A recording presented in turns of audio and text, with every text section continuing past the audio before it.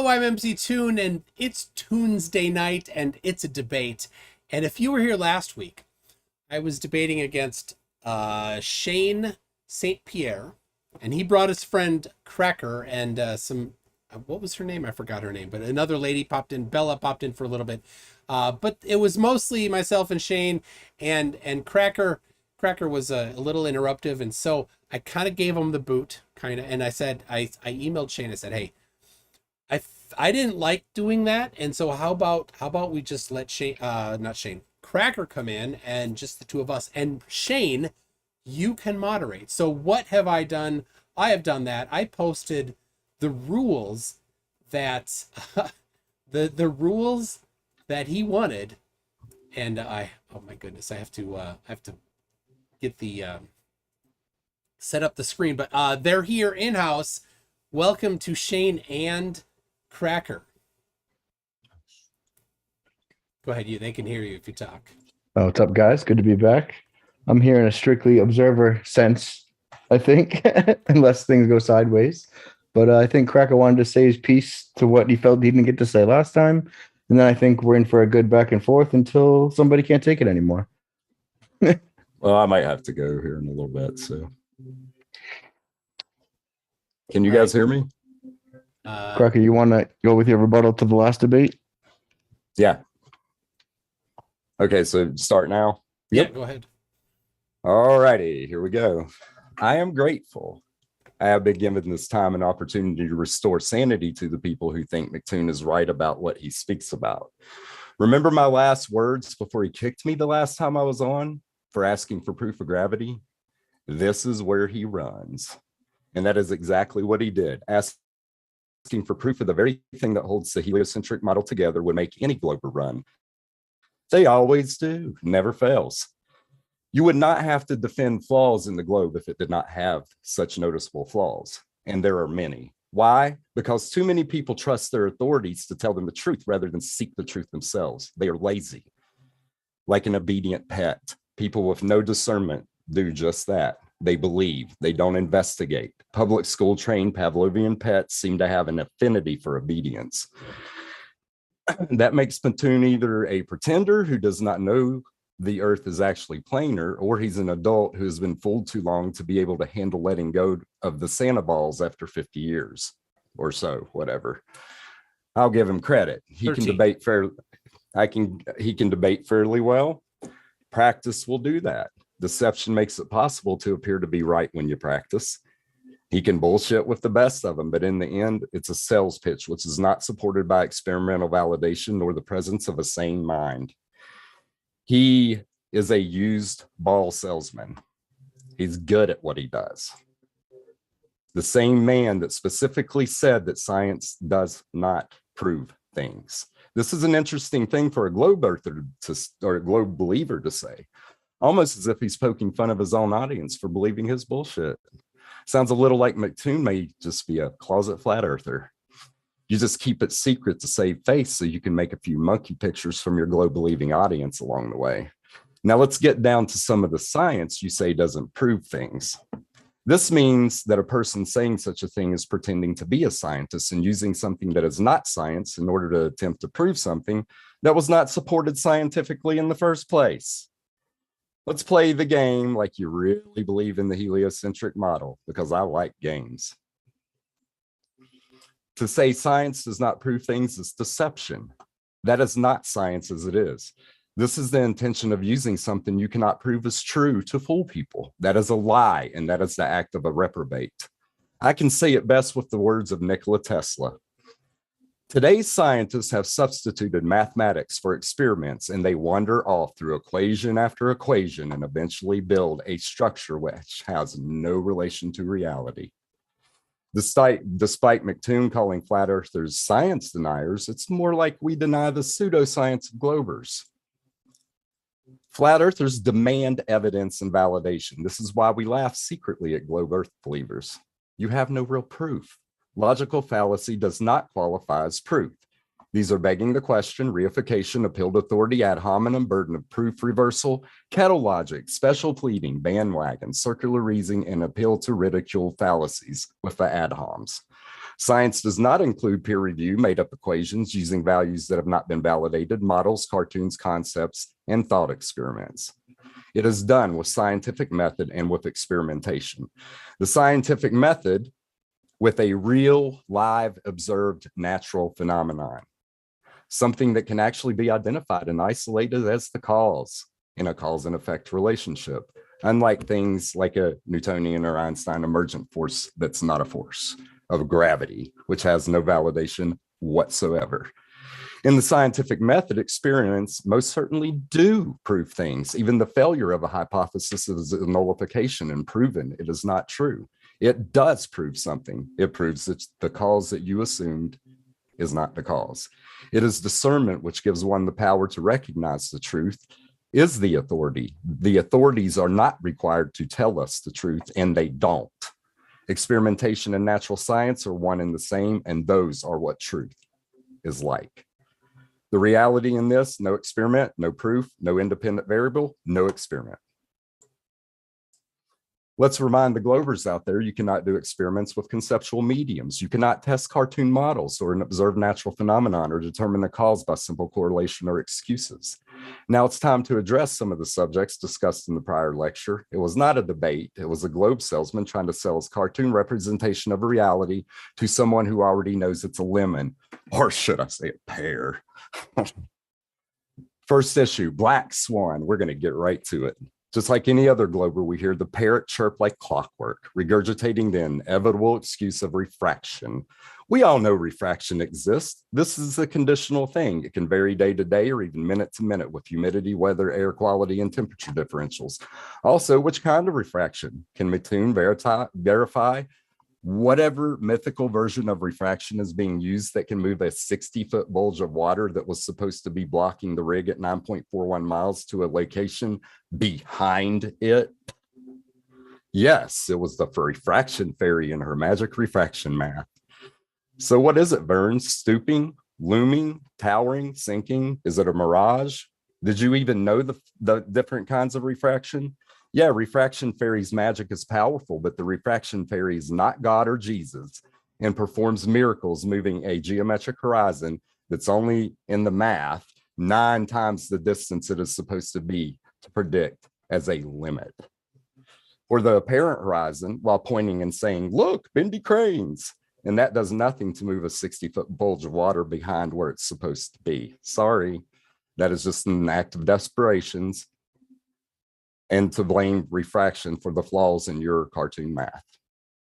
Next, Coriolis effect. The actual definition of Earth-based Coriolis effect is the apparent deviation of an object leaving a non-inertial spinning reference frame and appearing to drift away in the inertial reference frame. There is no drift. So what's the globe earther prepackaged excuse? Conservation of momentum. Sorry, it doesn't work like that. Coriolis has nothing to do with spin directions of hurricanes. That is irrelevant to axial rotation as it is and proves nothing. Earth-based Coriolis is the drift the globe model predicts we should see as the Earth spins beneath something leaving the surface. We don't see drift.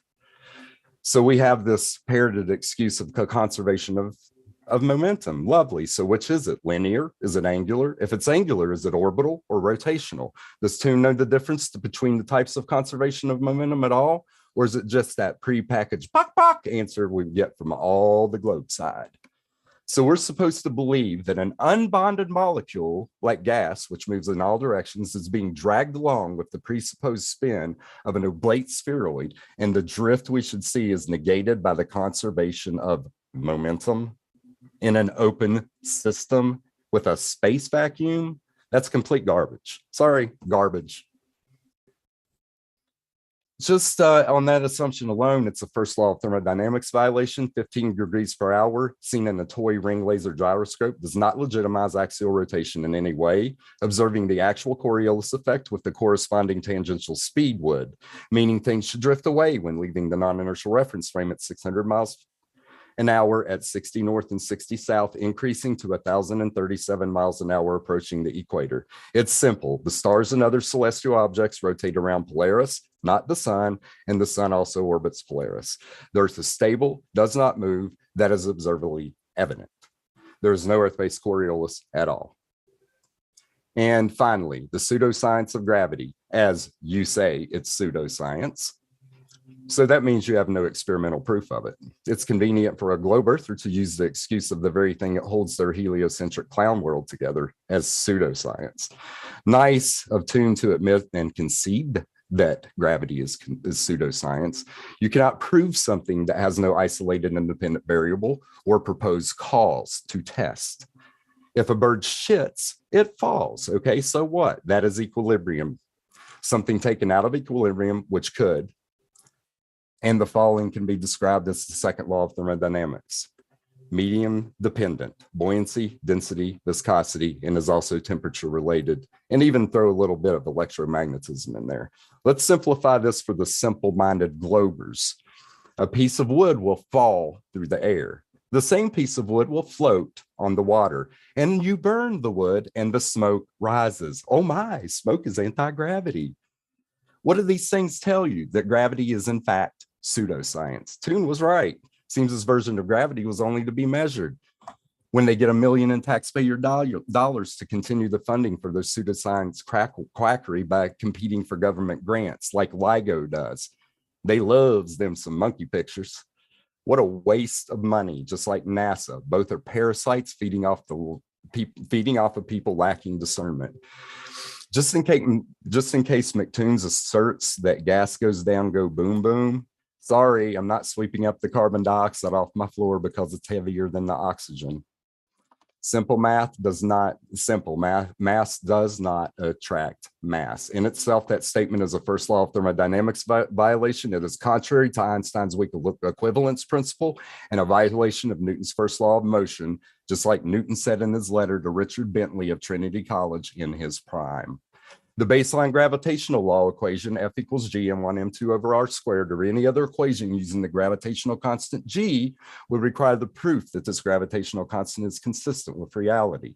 This value is not found in the Cavendish papers, despite what you think. Go look for it, not found. Neither is the density or the begging the question globe. The G value is a plethora of begging the question fallacies in itself, including the speed of light, which hasn't been proven, the volume and density of the presupposed ball. Tell me how you get the mass of a celestial object, please. Axial rotation and the so-called force, it's not a force of gravity. That cannot even prove G, nor would the assumption of bending two conceptual mediums caused by the uneven distribution of mass, like Einstein claimed.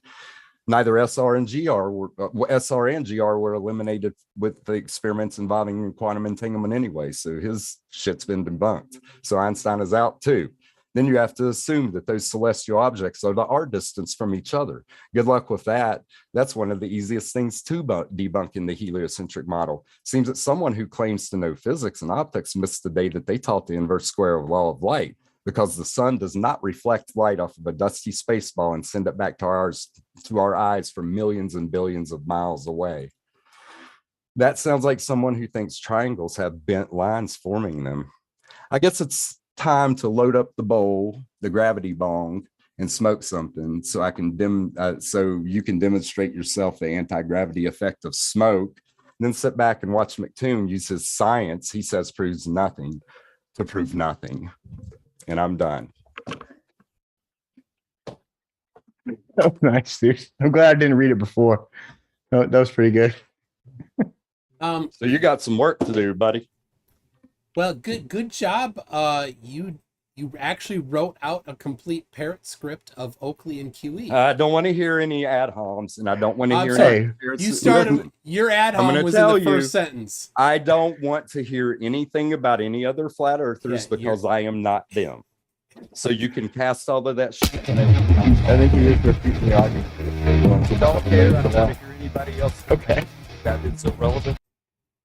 What's that sound going? Well, hold on a second. Why? Hold on, people at home. They're playing some intro to a different thing. Yeah, I turned off the music. Guys, turn off the music. You're muted until you turn off the music. I'm not going to send it out on my stream. It's somebody else's stuff, so I don't know who's playing that.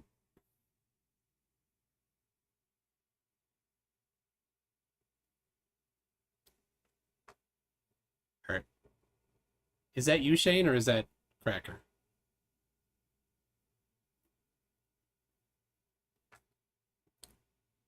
It's not me. Was that his plan, was to do his parrot script and then play some.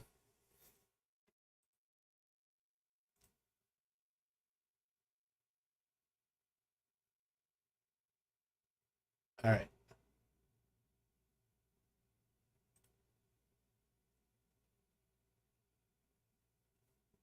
I don't know. All right.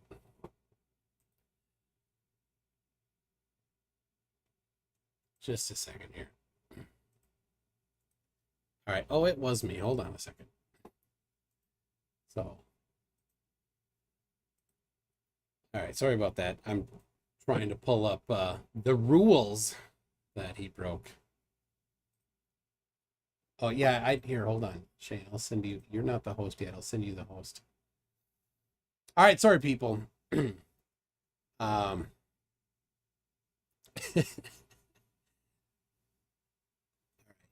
Shane, you are the host, and so you can ask Cracker to unmute.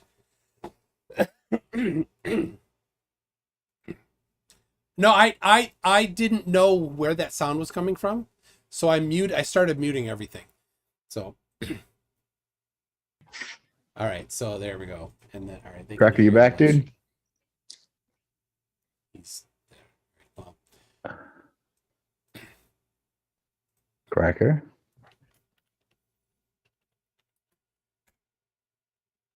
all right. Well, Cracker's rules. I don't know why but he said no ad homs. That was the first thing that he did. He didn't get very far into it, but Well, he didn't specify he couldn't throw Adam. It seemed oh, to specify it's only that you couldn't throw him back, a one-sided thing. which is what you said when you agreed to it. Right? You said how one-sided. I said absolutely. Okay. All right. So now he doesn't tolerate the use of flat Earth strawman models. But then he strawmanned the globe. So I don't need to defend a strawman of the globe. I will instead only need to defend the globe. So a strawman, he brought up quite a few strawmen there. He did spend a lot of time not understanding science. So if you Google Berkeley understanding science, you'll find a good overview of science written to approximately like college level. None of what Cracker talked about is actually science. Science does not prove things. Science deals with things that can be tested, and as soon as it is proven, it is no longer testable. It is done being so. Science is not in the business of proving things, because that's not science. Like I said, science only tests things, and proven things are not testable. So if you do think that my understanding of science is wrong, I'm going to ask for citations. If you don't have any, then it's just ipsy dixit. It's just you claiming a bunch of things about science that doesn't have any backing. Being that you are not a scientist, you don't actually tell all of us what science is. Rather, we would just go to scientists and see what they've done. So you've defined something that isn't science. You've called it science, which is mislabeling it. Maybe you could come up with a different name for it than science. But I will stick to science. I will look at number one references would be Berkeley's Understanding Science. Number two would be the Stanford Philosophy.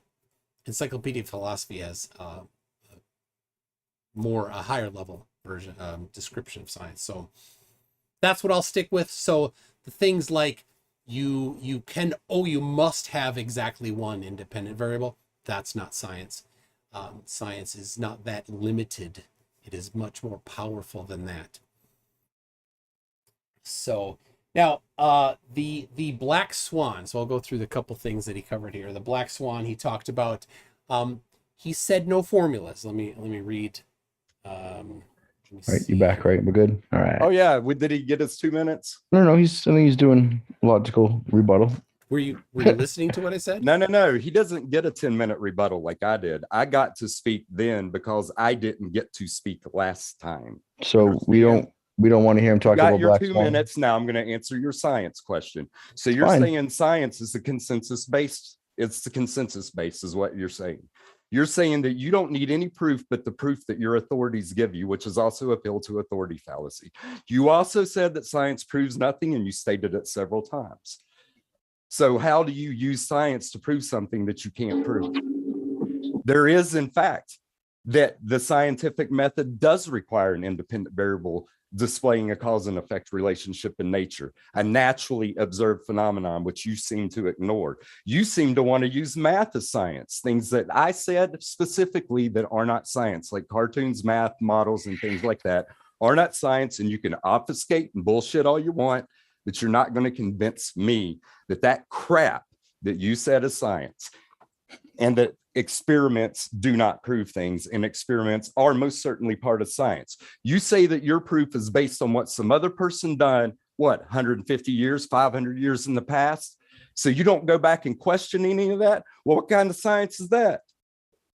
You don't question any of the things that these people discovered before. You just accept them at face value, just like the appeal to authority fallacy that you ride on the entire time that you talk about the globe. You think I don't know what science is, and you insult me and say that I didn't go to college, that I wasn't a scientist? Well, let me tell you something. I studied anatomy and physiology. I studied physics. So for you to make that assumption is what? That's also a begging the question and stereotyping fallacy. You guys love using logical fallacy.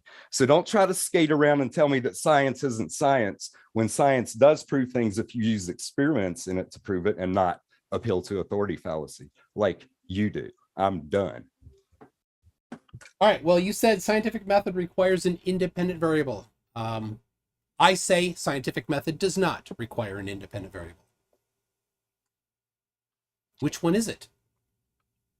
Yes, it most certainly does. No, it you most have to certainly doesn't. establish a cause and effect relationship. You don't have to and what do you? establish a Okay, cause what and are you? effect relationship. What's your? You're okay, just making go claims. ahead. You Go are just right making ahead claims and without bullshit us without and tell evidence. us how you can use math in your bullshit I didn't say appeal math. to authority. I didn't say to try math. to prove something that you says doesn't prove Again, anything. I'm not gonna claiming let you proof. skate. I'm not I'm not claiming going to proof. let you skate. Listen, Science I am not letting you slide. does not prove.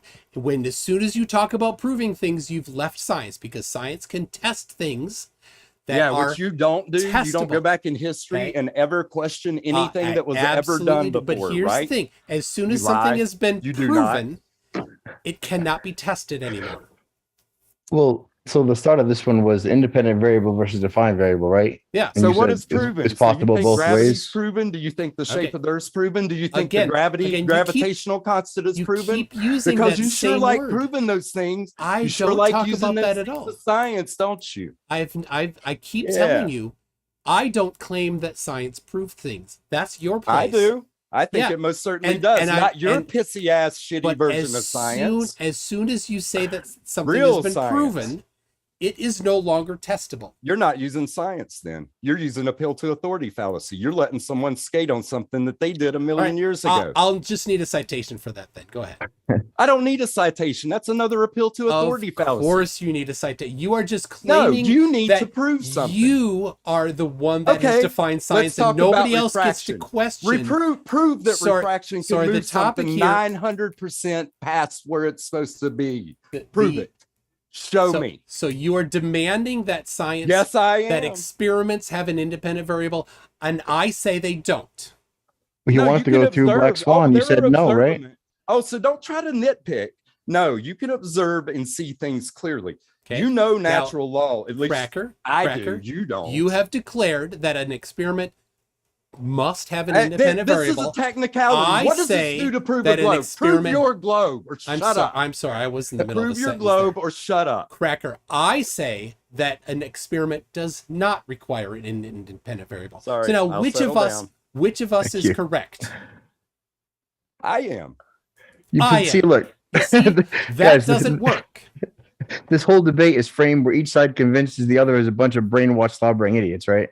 You guys, what you guys think of us? That's what we think of you. So It's just the framing of the I took debate. the initiative to learn the No. shit on my own, unlike He- this guy. here, but so here's what since neither of us are the world's authority on what is science. Definitely aren't. we don't get to declare what is science. Instead, we can Fair. look at what people have used in the past Built to to authority fallacy. to successfully appeal to success, to successfully examine the world and the Yeah, universe. the experiments. Yeah, we can do that with and things like figure quantum things out. entanglement. Yeah, we can do things like that with quantum entanglement, or things like the DCQE experiment, and things and like that. these Yeah. things do, I and agree. the people that have done this don't say you must have an independent variable or it's not an experiment. That's not how they do things. Oh, so how do you establish a cause and effect relationship and A prove cause and anything? effect is also not absolutely a part of That, science. that's just what we say to the experiments to go, that doesn't prove to me gravity's real, Cracker. That doesn't mean that it's not an experiment and there weren't variables and that there isn't. Oh, there is no proof of gravity. There's just no way around that. Again, you keep talking about proof. Now, claiming proof is a pseudoscience position. Yeah, like your gravity. No, I don't claim Yeah. proof. What do you mean claiming proof is a pseudoscience position? Can so- you explain that? So Yeah, there are really, seriously, there- is that the backward ass shit you ever heard? so I Calm was down, I bud. was talking. Jesus. There are characteristics of pseudoscience. One of them is talks of proof. That is one of the characteristics of pseudoscience. So if I Is that drink like- water, I'm not drinking water. Is that like trying to switch the burden of the proof in some sort of gymnastic No. way to not have to prove anything? No, Yeah, No, that's it's- what he does. It is just one of the characteristics of pseudoscience is that is talks of proof. I'll give you a few more of the characteristics. I don't of want to hear pseudoscience. any of this shit. I want to hear So- you prove your globe Sorry? model. So now I want to hear you prove your one globe of them- model. This Hold this on, is I'm his talking- Use first whatever answer. science that you Okay. think you can use Okay. to Yeah, show yeah. me that this is a I legitimate. was talking. Not, and actually, no, go back. We don't live on a model. Cracker, if we're both Live claiming on the a other globe. pseudoscience, it makes sense to define the term, right? Before that we we throw it at live each other. on a globe.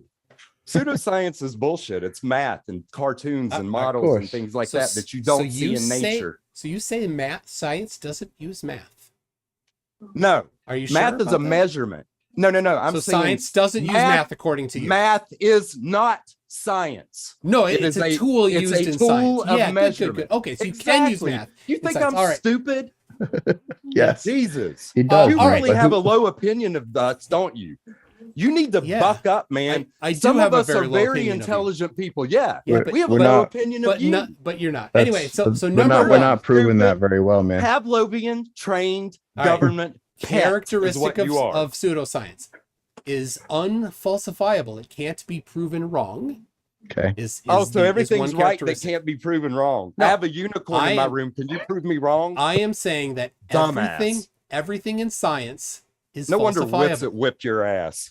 Everything in science is falsifiable. Everything. True. Number True.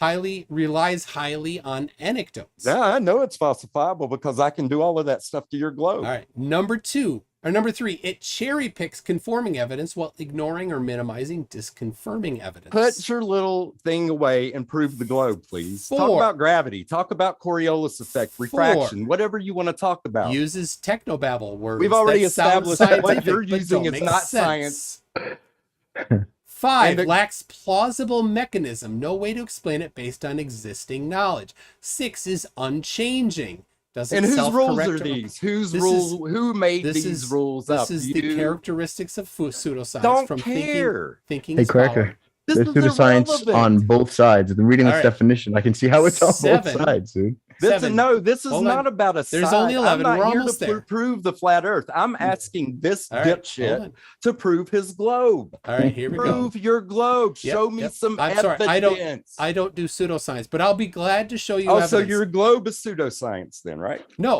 Yes, it is. pseudoscience Admit it. is You can't prove it. pseudo. It's pseudoscience. Yeah, I got It's exactly the opposite. But all right, let me finish here. 7 makes extraordinary Yeah, or right. exaggerated claims with Listen to this insufficient shit. evidence.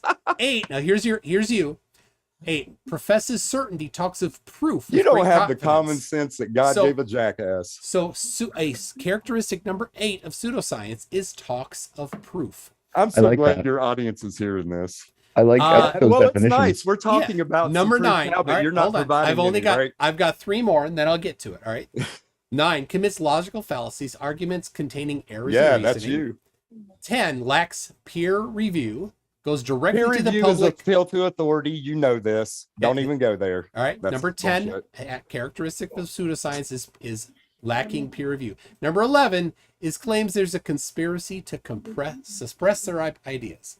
So there's Wow. the 11 characteristics of pseudoscience from thinking. You fit is every Up. one of those. Fit So, every single one of them. I do not Except talk for the of peer review thing. I do not talk of proof. If you are demanding Oops, proof, then sorry, you have just Cracker, I muted declared you. that you're a pseudoscientist. Okay. So now, is there evidence for these things? Absolutely. Now, in your rules, you don't allow equations. Let's see. Don't need equations on my side. He says I can see what's happening through natural law. Yeah, so you don't get Through to use observation. equations. So now the problem Common is sense. the problem is that you used in your list of stuff, you used a bunch of equations. So Yeah, the ones that I was you're- proving you you're- wrong on. you're in trouble there. Yeah, So, yeah, all right. because I used those equations to prove your math wrong. no, you That's didn't your actually. math, you Sorry, freaking sorry. idiot. Your rules don't allow F equals equations. G, M1, M2 over R squared you- is not my your- math. But your 7 over rules 6R times the But- observer's yes, height. but That is your not rules- my math. but your rules prevent the use of equations in this debate. So I don't you need don't equations. get to You do. Because you- math is all you can use. but you are the one that brought up the equations. So you don't get to use equations if I don't get to use equations. Your rules, not mine. Also, all right. okay. You don't allow Okay. equations Oh, so you're running. in your You're rules. running. You're No, I'm running. happy to do it, but your Go ahead. rules Well, published Prove on that my G value website there, buddy. Cracker, dude. say Prove you the can't G say value. I You can't attacked, and right? you can't. You attacked his pseudoscience, and then he said, "Well, let's just not use the pseudoscience." Right? That's fair. Okay, run So- then. Well, Run away so- from all those so, equations you used last time You and talk 45 minutes forbid about. me. You forbid us from using equations in this, and then you went to equations. Right? I was talking about your globe but Earth you math. you specifically the I gravity. never equation, said I right? wasn't allowed Yeah. to use equations, and plus, I'm not trying to prove the flat Earth. well, I'm yeah, not I trying know, to prove anything. and I understand why you chose the rules because you know you can't. Oh no, because I'm smarter than you, and I know you get you in Okay, the guys. corner. That's why. Funny. I Listen, appreciate look, rules you- I that appreciate I the know. we know- laugh there, Shane. We both Yeah, you think, go ahead and laugh. dude. It's funny. You guys It's are funny pretty together. clear who is winning so far. Nobody's winning, and he's gonna win every Yeah. time from his dude. There's no way. All right. That's not why we're here. But So every here- side thinks. and- don't prove and we're call it still- science. We're still on the same one that we garbage. didn't get to. The scientific method requires an independent variable that Oh you no, I want to declared. hear something about that like you declared Coriolis to be effect the or case. refraction. We're over the science thing now. We already know Okay, that you don't we'll tell use you. any that you can't use. I Your will science use proves I will nothing. use the science as, Yeah, as right. It described proves on nothing. The Berkeley. science that proves nothing. Just like I said at the end of my Science statement. cannot prove because as soon as you talk about proof, Okay, then you're saying you have no science proof of the cannot globe. explain. It is unfalsifiable. Are Proof you is guys hearing this? unfalsifiable. Do you Interesting. get that? Oh, unfalsifiable. Like I said, I have If a pink it's unicorn in my room. proven- Prove me wrong. If it's proven, it's unfalsifiable. Prove me wrong. Can you You've prove I don't have a declared pink? it's- Can you you've prove that declared I don't it's have a pink unfalsifiable. unicorn in my room? Can you prove it? Can you unfalsify that? Can I? Go ahead. Go right Yeah. ahead. That's Yeah, burden of unfalsified. proof there. Fallacy. Oh, burden So, of proof reversal fallacy. But all right. you get to use that, right? But I don't. Uh-huh. No, Well, you're we both sides think the other side You is made good the for the state- burden Alright. of proof, right? We You both made think the that. statement but- that something cannot be falsified as science. Well, like I said, prove that I don't have a the pink unicorn in my room. pseudoscience claims that things are unfalsifiable. Oh, I see. Science says You mean yes, that everything pseudoscience is- that's supposed to prove gravity? Right. Again, you're talking about proof. Nobody claims proof in So, science. so you're saying everything that you're saying is bullshit, no, basically. it's not about proof. It's about testing things Listen, I'm falsifying about to take a things hit off and of my ball. confirming things. I am quite sure that I can prove when I suck that smoke in that I'm taking a hit off of my ball. Yeah, but that's not science. Yeah. What's your What? what's your Well, IVDB? it can be in that? described Oh. scientifically. Cause and Really effect want to. relationship. I light my lighter. This stuff lights All right. on fire. Does it produce smoke? Yeah, it does. All right, There you well, go. so- Scientific experiment. Cause and effect relationship naturally observed in nature. So now you don't want to use any equations. So I will happily just use observations. Good luck. So observations. So what about this gravity? All right. So observation of the shape of the Earth.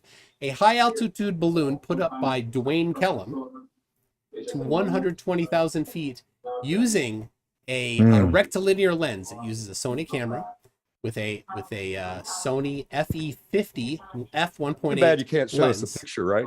No, we watched this one together. This is the one that you emailed me after our last debate. Oh, the one where it Am I had thinking? 3 bumps in the mountains. Then you have background? seen this, Yeah, Cracker. that You know one. just Yeah, what he's I've seen talking it. about. Perfect. So it's got a curve in No, the it doesn't. horizon.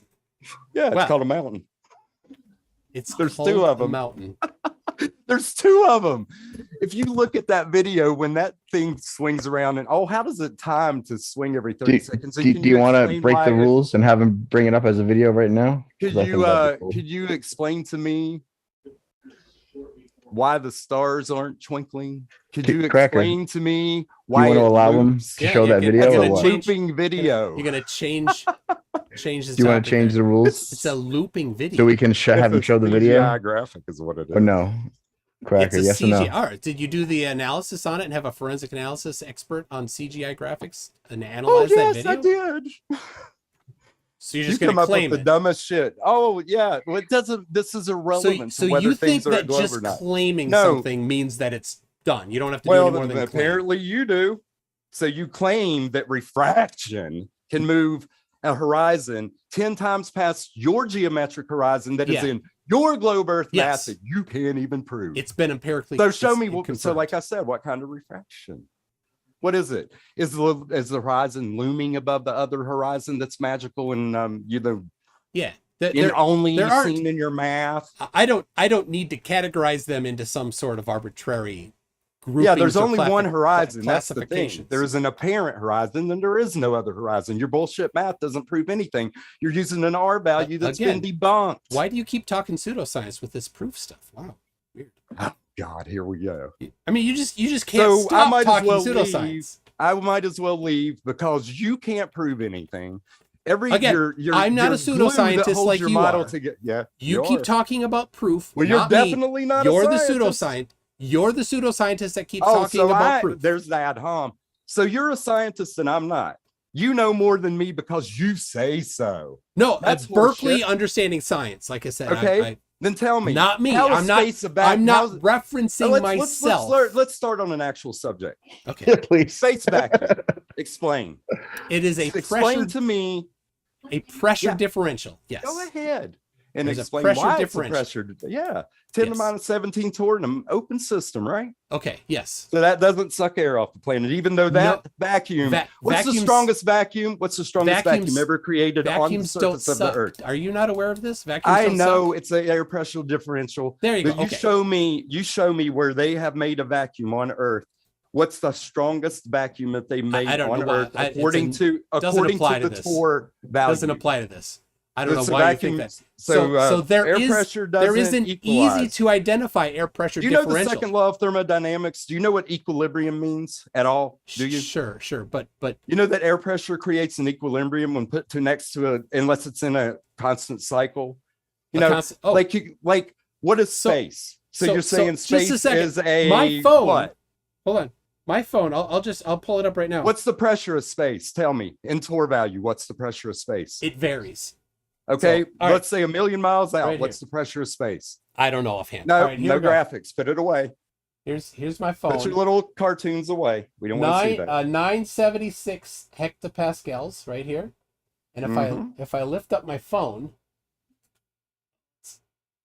And a gradient means what? So what's the 0.6 antecedent for air pressure? 5. What's an antecedent for air pressure, please? There we go. And What's the antecedent. antecedent for air pressure? I don't know, but you. What's the definition of air pressure? I don't know, but I'm talking atmospheric What's the definition? pressure. You don't know the definition of air I'm pressure. talking atmospheric pressure, which is not the same thing. Oh, yeah, So, because it's now- cartoon. Now, there is an air pressure What is the differential. definition I of... am only claiming an air pressure pressure. differential.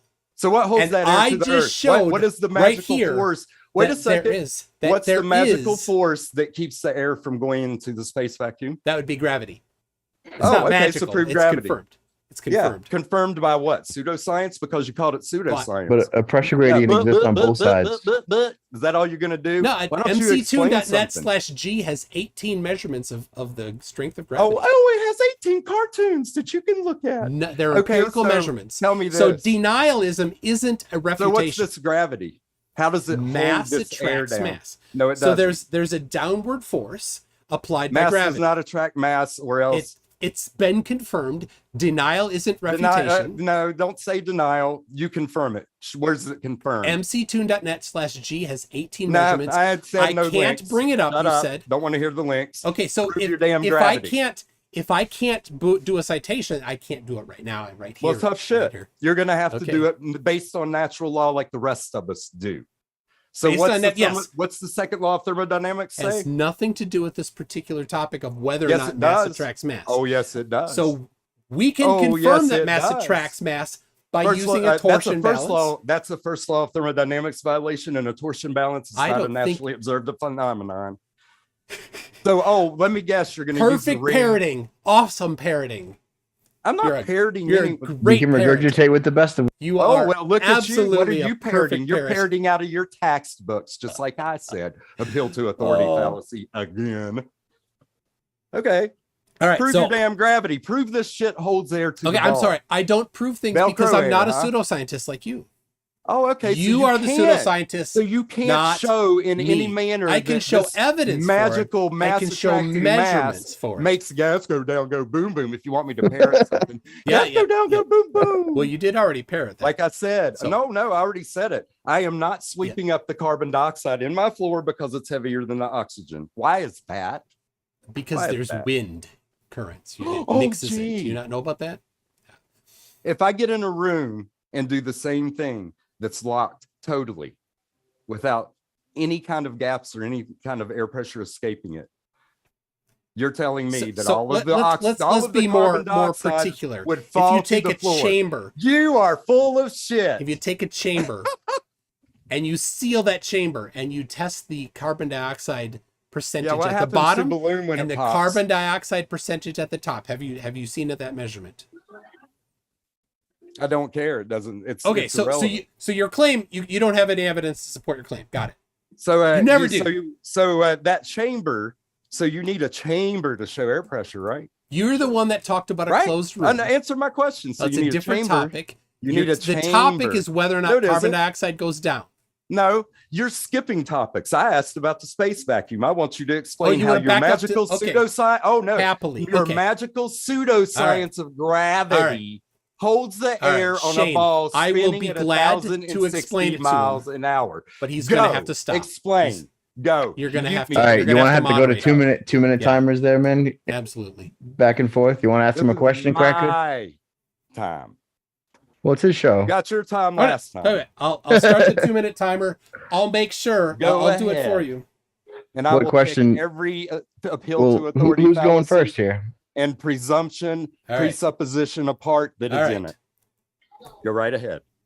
Wait, is it my turn? Shane, Yep. I'm going to ask you to mute him. Are you gonna have asking a to do- question for him to I told refute him for 2 to minutes? mute Is that what me. we're doing? Go ahead. We're mute going to me. have to go to Let a him 2-minute. spews bullshit. 2 seconds. 2 minutes, man. 2 All right. minutes. So All right. do a 2-minute ask or state, I guess, and then have him rebut. All right, so he's asking about how there is an air pressure differential because that's what we claim. Well, it's first of all, it's measured, and I can do it with a barometer right here, and there's a drop in air pressure in just a couple feet. So we've already confirmed that there is an air pressure differential vertically in our air, which is all that I claim in the Dwayne Kellum video that we talked about, and I guess you showed him. There's a barometer on that, and from ground level up to 120,000 feet, there's less than 1% of the same pressure as it is at ground level. All that we're claiming is an air pressure differential that has been confirmed many times. In that one, you can do it yourself with a barometer on your own phone. So there is, though, a downward accelerating force. Call it what you will. That's what pulls air down. That's what causes that air pressure differential. I'm done. You only use a minute. Okay, I'll give him back. Cracker, you Okay. can unmute yourself, and we'll do 2 minutes for you. Go. Okay, so you don't have any proof of anything holding this air down. All you can say is that we have a gradient. That's the only thing that you can state as a fact. But you can't state for a fact that that dissipates to zero, that there is no containment around that there is not entropy exchange between a barrier that say, well, let's say, does temperature affect the pressure? Does temperature affect things falling? Does temperature affect viscosity? And when you have a closed system with something that might be very cold, let's just say just for shits and giggles that space is liquid hydrogen. Okay. There would be an energy exchange between the barrier, between the liquid hydrogen and the air beneath it, right? The condensation point of liquid hydrogen is minus 400.27 degrees. In other words, 33 Kelvin. Awful lot how that lines up with the Freemason numbers, right? Water's above, water's below. So let's just say that this is what creates the gradient. So you're saying that a temperature differential cannot create a gradient. And what's the antecedent for air pressure? That would be containment. What's the antecedent for a gradient? That would be air pressure. So how do you break this chain here with your magic gravity that's pseudoscience and you can't prove? Back to you. You got 30 seconds. You want to forfeit him? Cool. All right. Well, you posited that space was liquid hydrogen. I'll just let you do your own thing and prove it. And I'm sorry, I didn't. No. Remember, I said sorry, for Shane, shits and giggles. Shane, Let's just assume. This is your time to moderate. You got it. All right. You said that how do I show that it dissipates to zero? It doesn't dissipate to zero. I don't claim that space is zero pressure.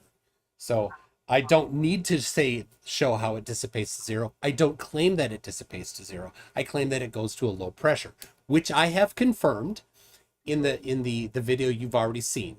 So I've shown that it does that. I've shown that there is, and we all know there is no actual physical container between the ground level and a high altitude balloon, or between here and here when I lift my phone up. So all that I need to do is show that there is an air pressure differential between here and space is possible. The pressure in space is possible. There you go. Cracker. Okay, this does not prove that that is the cause of the gradient. You're assuming your cause just like I was in my last statement. So neither one of us can prove anything, right? My cause would be just as legitimate as yours, except my cause wouldn't dissipate into a pressure gradient of 10 to the minus 17 torr like your own globe model claims. Okay. You didn't ask for a cause. You just said, show that it's possible. I showed that it's possible. Well, so did I. And I showed Possible that on with both models. containment. Awesome. Possible in both models. Now, what is the Thanks cause? for the concession. What is the plausible mechanism for the downward accelerating force? Is okay, like I said, when you burn a piece of wood, smoke rises, right? So a temperature can cause something to rise, just like a hot air balloon can. So temperature in your model doesn't have anything to do with this temperature gradient. You're just automatically assuming that it's a force that's pseudoscience that you can't prove. Okay, I get it. All right. That's nice. All right, so I'm just asking, what's the plausible mechanism for the downward 9.8 meters per second squared accelerating? Prove that it's falling downward at 9.82 meters second squared, because I can take a neodymium magnet and drop it through a copper tube. And what's it fall at? Does it fall at 9.82 meters per second square? And what if the air is a different temperature? Does that not affect the viscosity at all? Yeah, I look at you. You know what? You're hiding your head in shame because you know that you can't get out of this. You're trapped. You're like a rat in a corner and you can't explain your shit. Yeah, go ahead and try. You laugh, but you know I have you. Laughing's just a concession. Thanks. Sorry. All right, well, it is possible for multiple forces to act on an object simultaneously. No this shit. Is I'm sorry. So not gravity, huh? Yeah. Go ahead, Give him, Newbie. give him 2 minutes, but Gravity is one of many forces that can act on an object at the same time. Buoyancy, wind resistance, gravity, like we said, and electromagnetic forces can act on an object while they fall through a copper tube as well. All of those things together, they all have a vector, and you sum the vectors, and the sum of the vectors tells which way it's going to go and at what amount of force is going to be applied. So when you drop something through a magnet through a copper pipe, there is an upward force that is in addition to the 9.8 meters per second squared. So I hope that you do deny that there is a downward 9.8 meters per second squared acceleration, because it makes you look so ridiculous. You couldn't on your best day make me look ridiculous. You might have pretended to last time. Yeah, laugh, bitch, laugh. Well, I'm going to tell you, you don't have any proof. You say that gravity holds this air down. Now you're saying it's multiple forces. Well, which one of those forces holds the air to it? Huh? Which one? That's one not what he creates the claimed. gradients? He said there could be multiple forces, and he also claimed gravity. Oh, so he I likes mean, to not claim anything so he can skate out of it whenever I pin him in a corner about I it, right? claimed 4 things. You're you know what you are? You're a coward. That's exactly what you are. You're a coward. Look at you. You sum the forces. I'd like to. Sum those forces up and prove your G value to me, right? Yeah, G value is an equation. It's just a value. And I want you to confirm that value and tell me how that is legitimate. You use it in your gravity formula, do you not? Yeah, we do. Yeah. Okay, then prove it. It's That just would measured. require It's just measured. What would that require? What's in that equation that you have to prove? A measurement. Okay, G. what's that measurement? Okay, To so measure G is made up of what? Number one. What is it? Speed of light? No. That's one part of it. Yes, it is. Don't lie. Speed of light's not Anyone in in his G. audience can look it up. Speed of light is part of G. Thank you. You must not have ever studied that. well, as is a variable, are you referring to the one experiment that he has on his site about mass No, I'm attracting mass? asking Is about that the this equation? G value that he's using. Since when does the gravitational constant include the speed of light? That is an interesting one. Oh, well, you might want to look that up since I- you don't know. Well, send me the citation. Wouldn't it also require the mass of a celestial body? Could you No. tell me how you weigh a plate? Yes, it does. No, it doesn't. To get the value of the gravitational constant does not Okay, require. so if you take that G and put it on the other side of that equation, you wouldn't have to get the mass in order to prove that, right?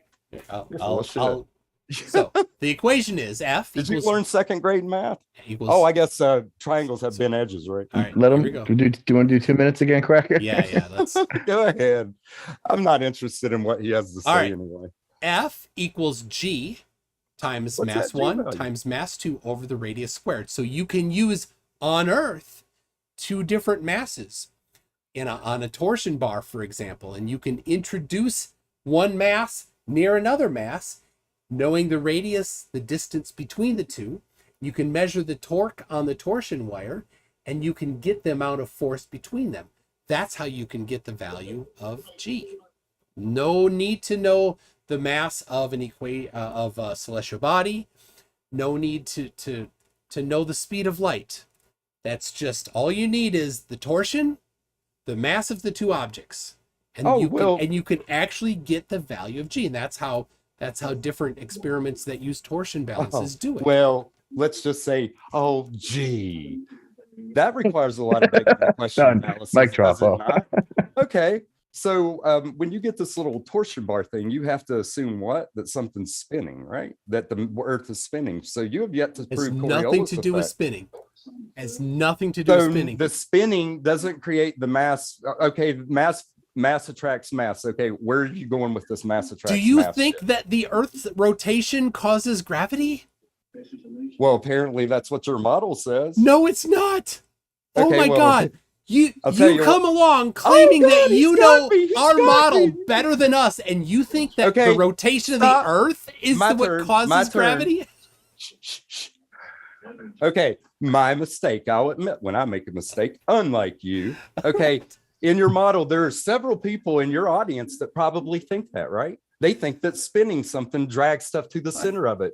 Don't lie. You know they do. Science fiction told me that's what I it have was. seen Fish that. have create gravity Yeah. in space by spinning, right? creates gravity. Science fiction. Well, that's what half of your people believe. Maybe you Well. want to fix that, because gravity doesn't exist. So there is no need to even talk about it. It's a begging the question fallacy, and you can't pin it down. You blame other forces. You cannot pin that one cause down to causing a 9.82 meters per second square drop in a damn vacuum. And what Tor vacuum are you dropping this shit in? And everything else that goes along with the begging the question shit that you're actually trying to use to prove this crap. And so what is this G value? You would most certainly have to have the math, because the G value is what? What is it? Where did the G value come from? You tried to explain it, but you didn't explain it properly, because you can look up the definition and you can look up what makes up that value. You are not right about I think that only works if we could break up a specific experiment where the variables are specifically defined and the Oh yeah, you assumptions can are use your specifically Google defined, search. right? Look up what makes You up guys that just shouting value. G at each other isn't really doing much. Okay, look up the G value and tell me what makes up that number. How did they actually derive that number? Because Cavendish I think did if you not want to do it. this, you should go through the mass attraction mass Let experiment me that's on make his this website. clear. Cavendish did not do this, so you could show it to me in his papers. Dig up Cavendish papers and show me that G value in his papers. I don't need to cite Cavendish's experiment. There's many other. No. I want to see methods of where that value is in his paper. I don't care. I don't care that you demand that. I can tell you where it is. So it doesn't exist. I can tell you where it It is. was made up later. I'll on, finish 2 my minutes for sentence him. here. In the BIPM measurements of Newtonian constant of gravitation G by Terry Quinn, Clive Speak, Harold Parks, and Richard Davis, you can get G from that one. Or you can get it from determination of the gravitational constant with the beam balance by Saint Schlaminger, E. Yikes. Halswich, and W. Kundig. Or improved determination of G using two methods by Terry Quinn, same name, Harold Parks, Clive Speak, and Richard Davis. Same guys, doing it different time. Or the measurements of Newton's constant using a torsion balance with angular acceleration feedback by Jens Gundlach and Stephen Merkowitz. They go on. There's many of them where they've done that. They do not use, I don't know why you think that the speed of light is somehow in G. No. I didn't say the speed of light was G, you idiot. In G. Well, You did. check your sources. I thought you did, man. Shane says he did. I mean, I'm not sure if it was rephrasing the argument, but I heard So those words. okay, you use this G in your orbital mechanics, right? Sure. Yeah. Prove that. Show me the mass of the planets that you're using this G for to get the orbital mechanics. You guys want to go into orbital mechanics without conquering the would you body like problem? to tell me how you wanna play change a topics now? celestial body that you cannot prove? I just want to be sure you want to run from this topic thing. now.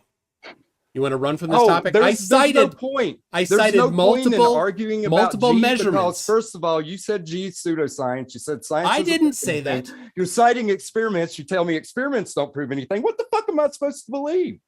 I You're cited so full of shit. I cited Dude, measurements. really? My God.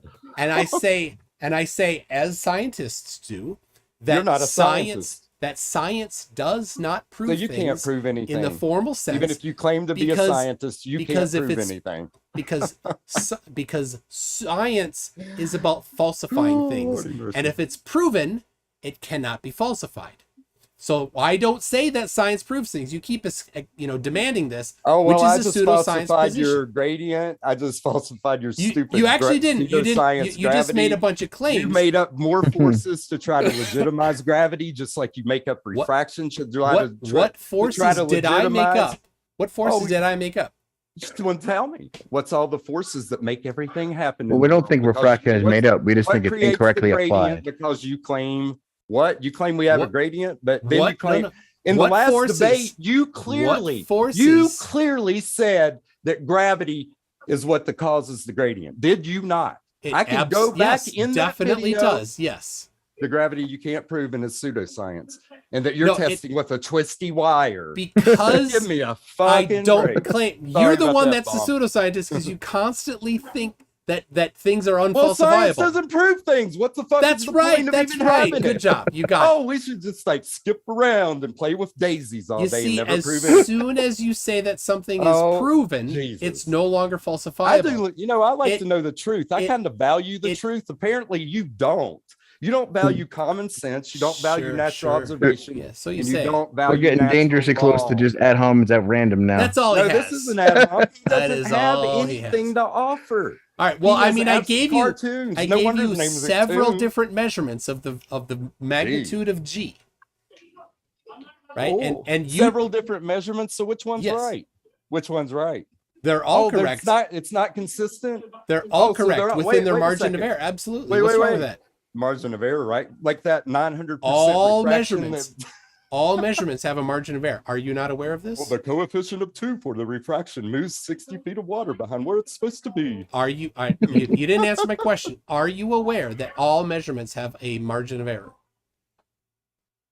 Yes. Say yes, Cracker. One apple plus apple. Please one say no. apple Please say no. doesn't have- It's more funny. Come on, it's not a hard one. I'm not going to trick you with it. As far as I Crap. can I'm gonna tell. do what he does.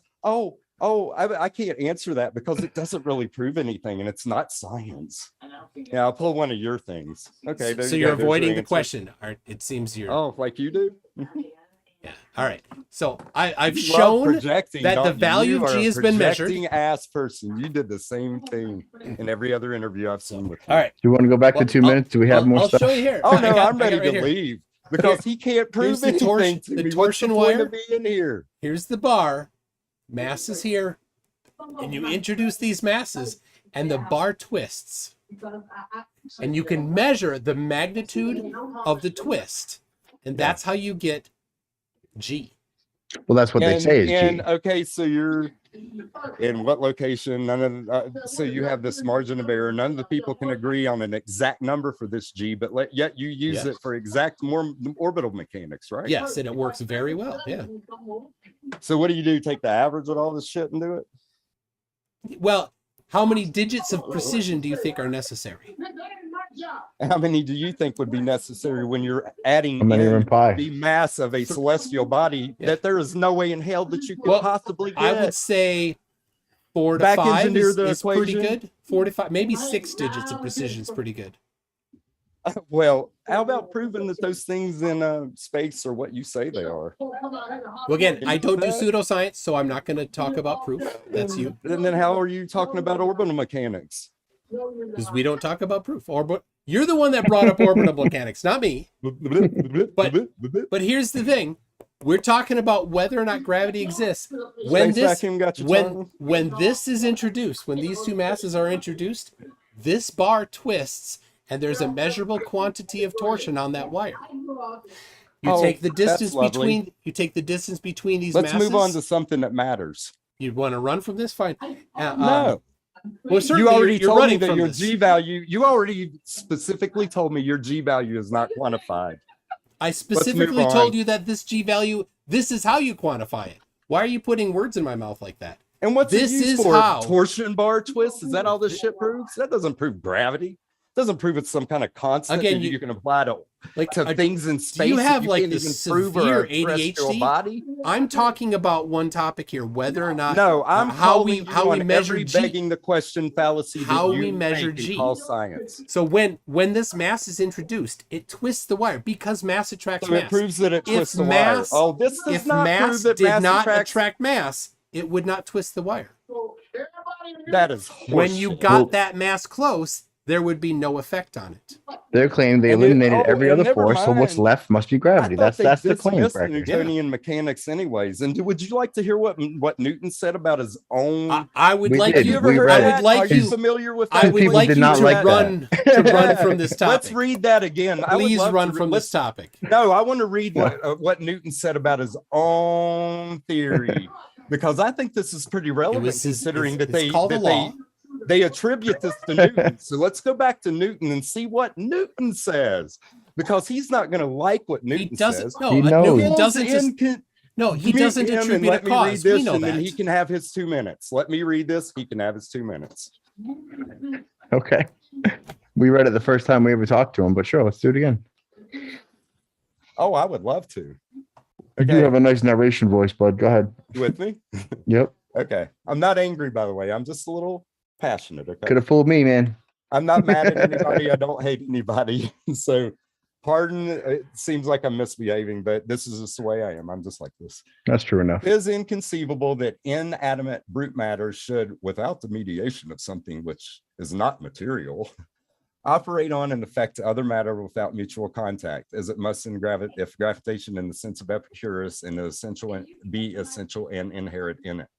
And this is one reason why I desired that you would not ascribe innate gravity to me, that gravity should be innate and inherent and essential to matter, so that one body may act upon another at a distance through a vacuum without the mediation of anything else, and through which their action or force may be conveyed from one to another, is to me so great an absurdity that I believe no man in his philosophical matters and any competent faculty of thinking could ever fall into it.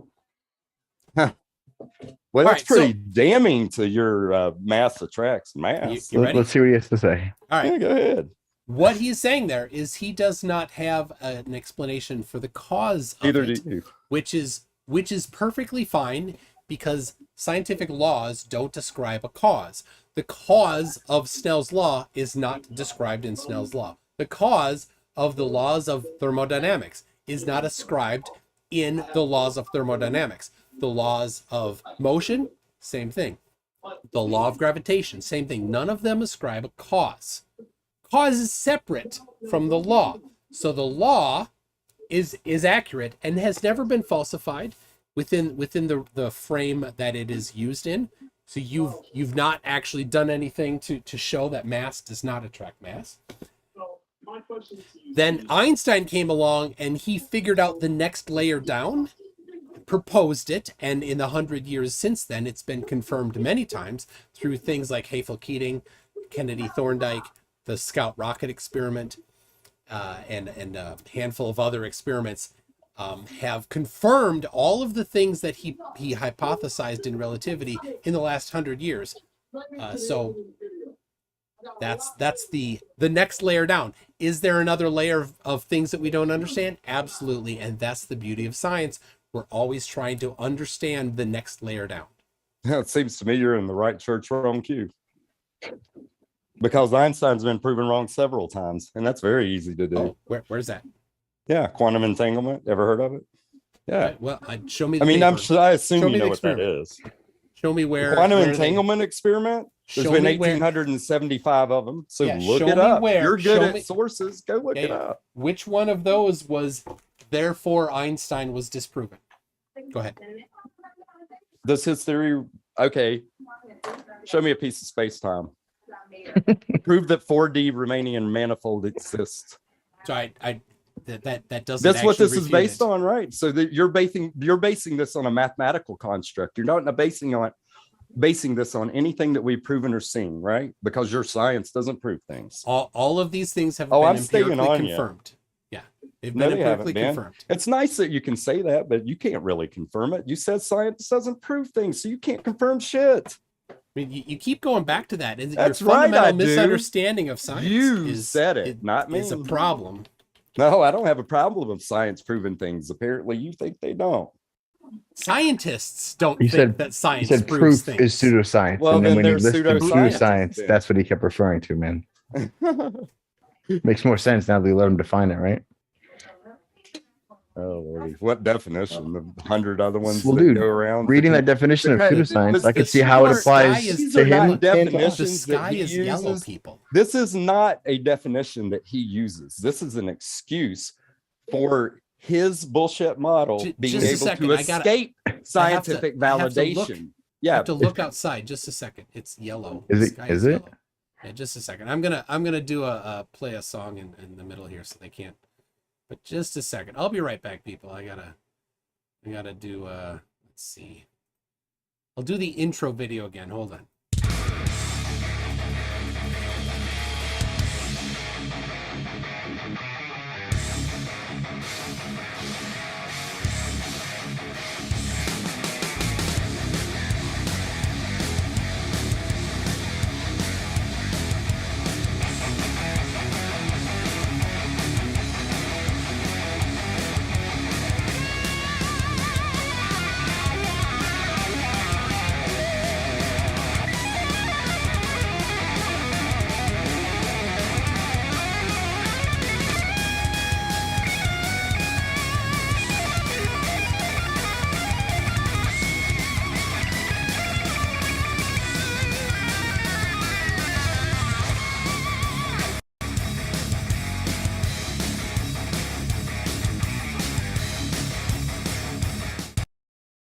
I function. This is All just the right. way I argue. It's You've been able to pull it back. It's nothing sky personal. Like is yellow. All right. I was just saying, we had a friend in California showing us pictures last night of a super red that sky, was- very all eerie right. looking. So I was like, I wonder if that's Looking, related. actually.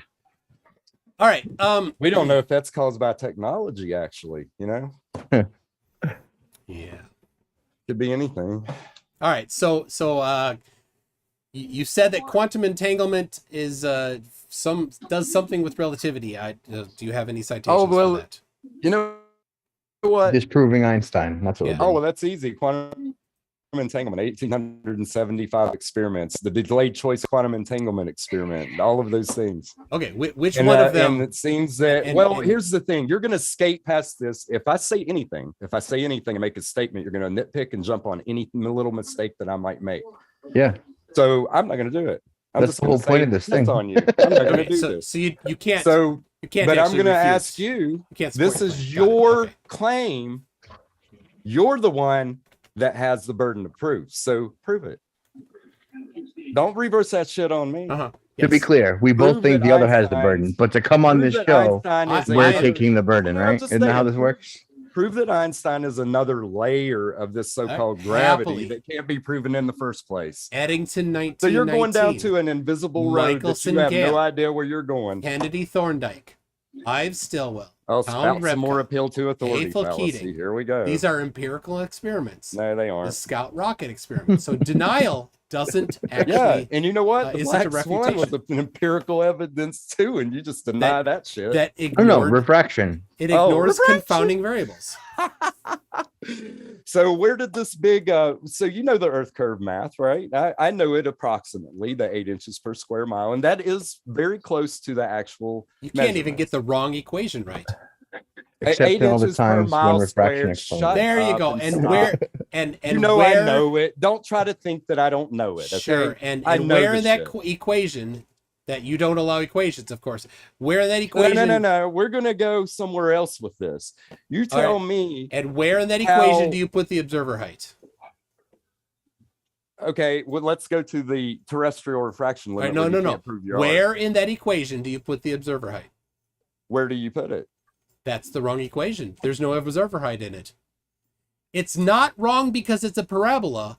It's wrong because it doesn't actually Okay, tell well, that's you. where the terrestrial wasn't refraction limit comes in. I wasn't done. It's Well, wrong. don't think I don't know what you're talking Hold about. on, it's, man. it's wrong because it doesn't. It's not the equation that predicts the amount of obstruction. That's not the equation for predicting the amount of obstruction. So, if you're going to use the globe and try to test the globe, you need to use the correct formula to predict the amount of obstruction. Okay, tell 8 me how inches how much obstruction would there be at 9.41 miles with your Earth curve edge? Right? And what is the measured lapse rate? Let's say that the observer's height. Let's give you a little bit and say that it's 4 foot. All right, and what's the measured lapse rate?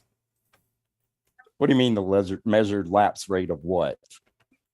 There doesn't need that. That's not necessary. Is that Absolutely. the refraction? If you have something to mark a horizon, then that's all you need for that. Wrong. Don't You don't, have your geometric don't horizon measurement. Don't straw man No, the no. globe. Okay, so the All right, geometric horizon measurement is a straw man, right? No, we're talking about bottom up obstruction. You keep changing the topic. This is like severe ADHD here. All right. No, what- it's time for me to go, is what it is. So what's the observer height? 1 foot. Let's One- go with what the actual All video right, 1 did. foot. And what is the target distance? 9.41 miles. Okay. And what is the measured lapse rate? There doesn't need to be one. There is nothing There hiding the bottom of that. Absolutely needs to be a lapse rate. And that's our problem with refraction If right you there. didn't measure the lapse rate, you don't know how much refraction Okay. is happening. Mm, So you're none. telling me that at 1 foot observer's height, you can have a horizon past something almost 10 miles away with your lapse Absolutely. rate and Yep, your because of- equation. Easily with ducting. I have to call you on that. You're full of shit. Well, I'd like to see some proof of that. There's math that Yeah. proves that, Cracker, but it doesn't. no. There's- That's why I see that. This is where we go back Measurements. to, okay, what was the Measurements. temperature? What was the humidity? What was the weather? Just give me the lapse rate. That's all I need. Do you have the lapse rate? No. Did you get the lapse You rate? give me the temperature, you give me the weather, you give me It wasn't the my humidity. observation. I don't have a responsibility You to do know, detail the you do know observation. that you do know that the black swan is not just a picture, correct? You I do know that it's a video. I've seen he it. did yeah. an entire video showing all of the measurements, the temperature, the barometric pressure, Yeah, everything. Yeah, he did Toon get the watched lapse that rate. video, dude. He watched that whole video. I assure you. You Yeah. know. And he He doesn't have zoomed the the lapse camera rate. in. He never Okay, got the lapse and, rate. And that's going to move your geometric horizon in your math to 10 times what it's supposed to be. Yes. Yeah. You're full of shit. Yes. Are you They're full of unaware shit. that refraction exists? Yes, Seems- that's what math seems like says. you Yes, think it's full of That's shit, what's man. caused Think by that- atmosphere. You think that refraction Okay, well, does not happen. there was no refraction in that picture. That's your claim. No, that's not my claim. So I'm asking you, there was no refraction in that picture. There was because we could definitely clearly a see- large amount of It was a refraction. in that. shitload of refraction A for that huge to amount be of for us to be able to see Enough. that would have to be a huge amount of refraction. Okay, enough refraction to block Earth curvature completely. To block? No. No. Okay, let me restate that. Don't jump on every word that I say. Okay, stop. I wanted to too. I'm sorry. Okay, I'm going to slow down and state this clearly. You're telling me that at 1 foot observer's height in your claimed and globe Earth geometric horizon equation, the 7/6R times the one That's the wrong observer's one. height. Oh Lordy, here we go. It's the wrong Which- one for this observation. What's the correct equation? I don't No, know. that is the geometric because there's no horizon. lapse rate. I'm asking Oh. how his refraction can take that horizon that is predicted in that equation and move that shit. Yeah, 1,000, a magnitude Shane. of 10 Okay. times past where it is supposed to be without any Earth curvature blocking the front of either one of those oil rigs. We're When gonna give there him is 2 minutes, most right? certainly supposed to be globe Earth curvature blocking that. No matter how much refraction or bullshit fairy tale nonsense you throw in and mix in your little witch's brew, not going to happen. All right, we're gonna give him 2 Sorry. minutes. Here we go. All right. Refraction has been measured. This isn't something that's just mathematical. I have dozens of them of measurements of refraction effects in the air on my website mc2.net/refraction. All you need though, if you have a temperature gradient of 1 degree over 10 meters, that's all you need. What happens is at that approximately with that being your temperature gradient, which is the lapse rate. Temperature gradient is lapse rate. The light ray bends at about 4,000 mile radius. The Earth has been measured to have about 4,000 mile radius. So at 1 degree per 10 meters vertical height, the radius of the arc of light matches the radius of the Earth. It's an uncommon position, and you can see in the black swan that it's very irregular because you can see different quantities of refraction happening because those cranes are very bent. But it's easy to have that much refraction, especially right over the water and especially later in the day after it's been sunny. You had all the statistics on there to figure out pretty much anything that you needed to know, right? No. Temperature, humidity. Okay, now let me ask you, okay, scratch that. I'm going to ask a different question. What are the chances, like a statistical chance, since you know your math so well, what is the statistical chance of that horizon being at around 14 miles, I'd say, but you can't really you'd have to approximate it because horizons are apparent. But visually, I'd say that horizon was around the 14-mile mark. What is the statistical chances of every one of your math and all the conditions lining up to where that could happen. And I want a number. I want like a 1 out of a million, 1 out of a billion, 1 out of a trillion. Give me a number for that happening. Tell me the chances of that happening. 100% if the temperature gradient is 1 degree per 10 meters. That did not answer my question. 100% is the answer. 100%. So it happens 100% of the time. No, it I doesn't want to happen. know. It doesn't. It doesn't happen 100% of the time. Yeah, see, it happens 100% of the time under the When- right conditions. Right. Stop. This is What are this the is okay? Let's change that. Let's add your little. What are the chances of the conditions allowing that to happen? A statistical number, not 100% either, because there's a chance in hell of that happening, and you know it. So what are the statistical chances of everything, the moon, the stars, and Jesus coming down out of heaven and lining this shit up to where it can make that horizon be at 14 miles at 1 foot observer height? What are the chances? If between the observer and that 14-mile horizon, there is a temperature gradient of approximately 1 degree per 10 meters, there's a 100% chance that you will see the horizon that far away. So what if how can you quantify this temperature gradient when the temperature could be different the whole entire way? It could go up and down and up and down. What do you do with that? An excellent challenge. So you definitely would not want to use that observation. Observation. It's a challenge because you can't do it. No, it's a challenge to it blows your math up. No, it doesn't. This is an excuse. It's a you are trying to make an great excuse example for your Earth curvature not blocking that rig. Stop just waiting for him to speak so you can interrupt him again, man. Nah, I'm just gonna leave. I'm tired of this. This is getting old. We're getting nowhere. I said my piece. I'm out of here. See you guys later. Bye, bud. All right. Well, that was better than I thought. To answer his question that he didn't want to let me answer. The magnitude of let me a second, I got a video here.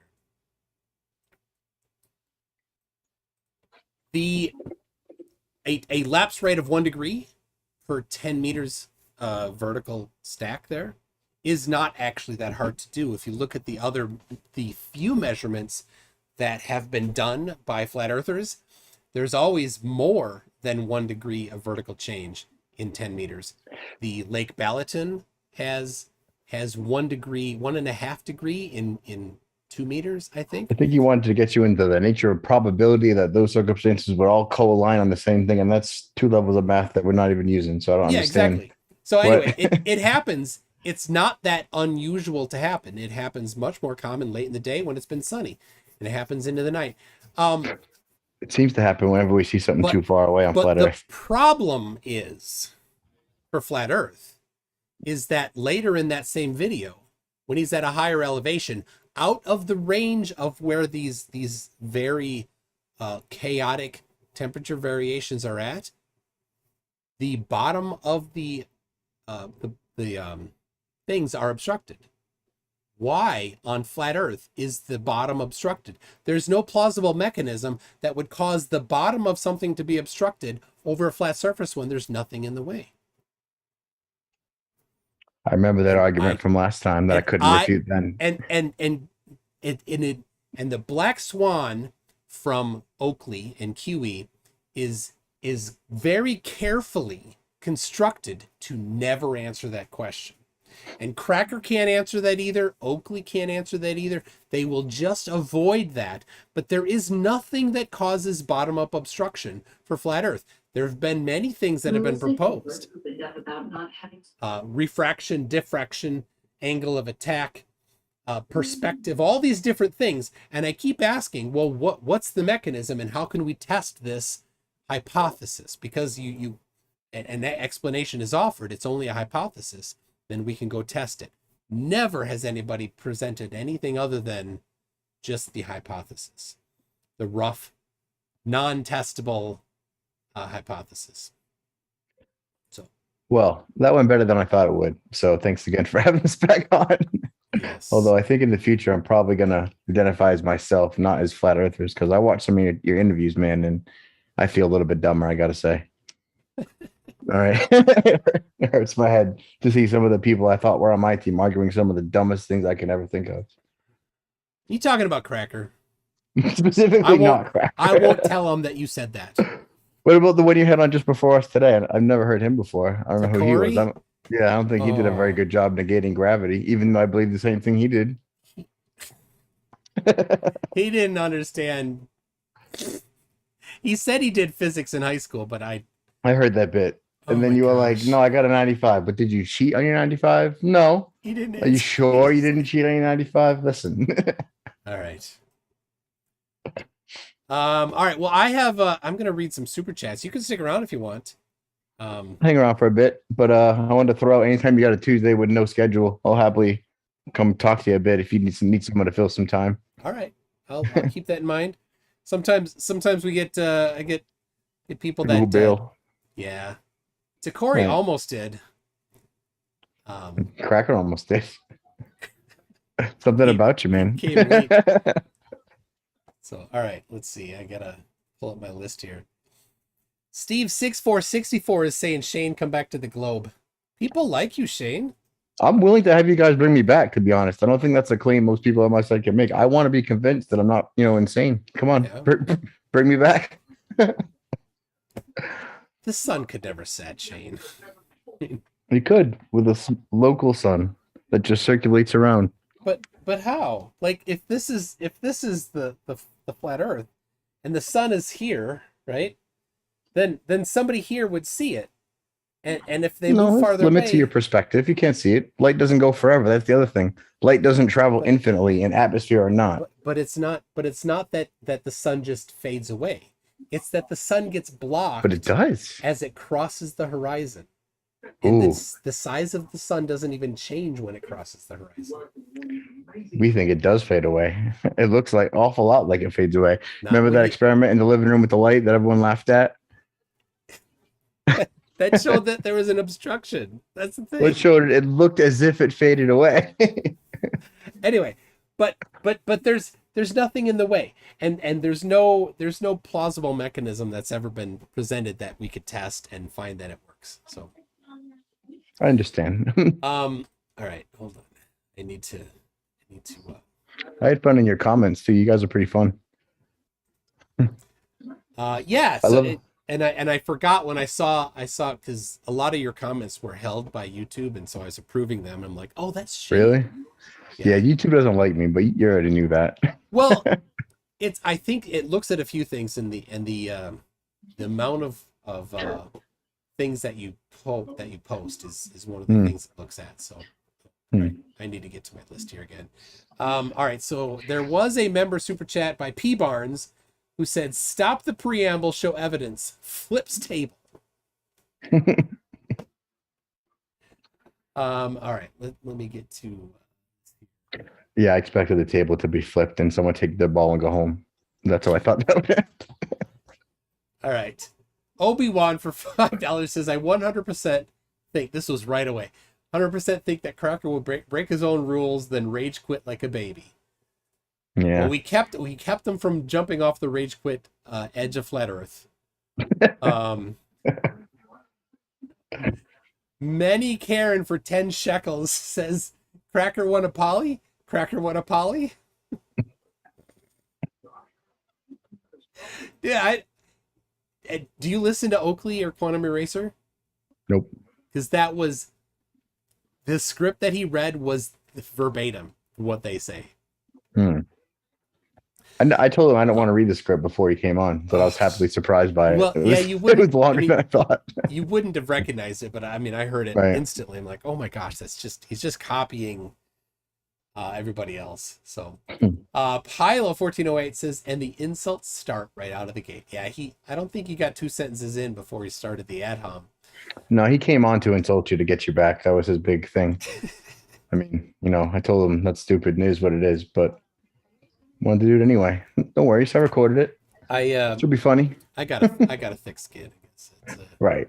Yeah. But all that did was show how he doesn't, right? 3Ron says, those that know science know it doesn't prove. That's an important thing. I have I have this book by Karl Popper.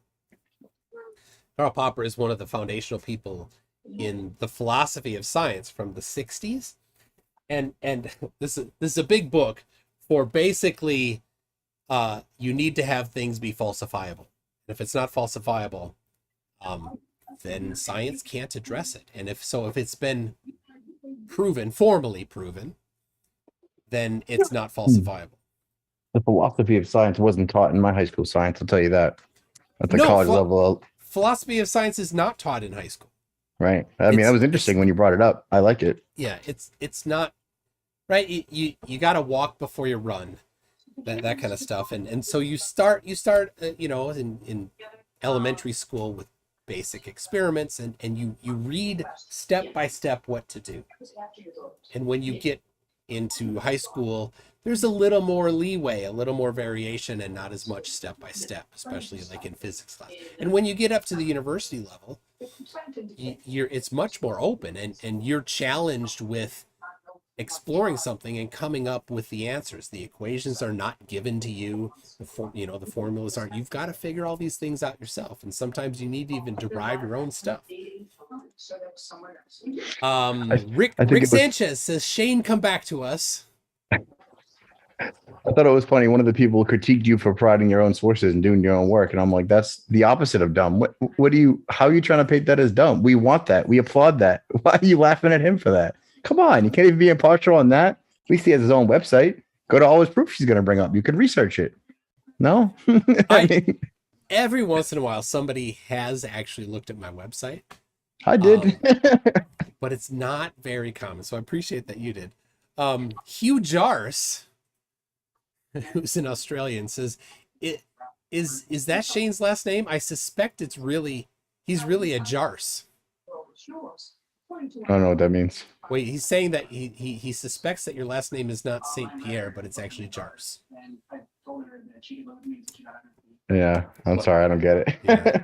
Aaron Webster for $5 says Cracker got destroyed on FDFE. Now he's denying science all over again. Just said Cracker wasn't on FDFE, was he? Is that a show? Yeah. Specific channel? I don't think so. It's another guy that does similar stuff to me.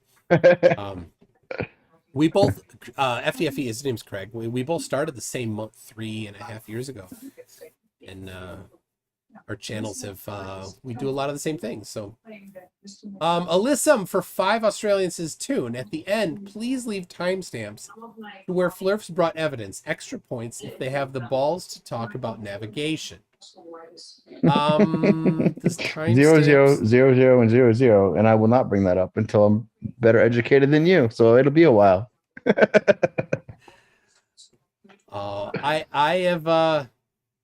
I've gotten an education on navigation here. I'll tell you that Mayan thing that you showed me, like, I took what you said and I made a video about it, including all the stuff that we thought. And I was like, God damn it, he's absolutely right in the way he argued it. Absolutely right. That's the only one eclipse predicted. It was in 2017. And that was all I kept finding over and over again. That one eclipse they predicted. So I was like, all right, hat off. Didn't know that. Thought it was more. Don't know why I thought that, but apparently a lot of other people did too, right? I got this whole book, right? And this guy, same guy, Fred Espenak, has published an entire series of these books, 1 decade at a time, going multiple decades out. So let's see, we've got 2023, May 5th, 2023 is a penumbral lunar eclipse coming up. This was predicted using the globe and the solar system model. If it's right, it tells us a lot about the model. That's how you do science, really. You have a hypothesis. You calculate the consequences of what that hypothesis means, and if you compare it to reality and it's correct, there you've confirmed the hypothesis. You haven't proved it. There's always a door open to disprove. Here's how I see it, though, right? Like, we have observations, and science comes along and offers plausible explanations for why those observations exist. Yeah. There's a lot of wiggle room in there on both sides, but but once you've done it over and over and over in different ways, then you start to have an idea that explanation is better and better. So, all right, I better keep going here. Earth is life says no. Flat earthers don't care about evidence.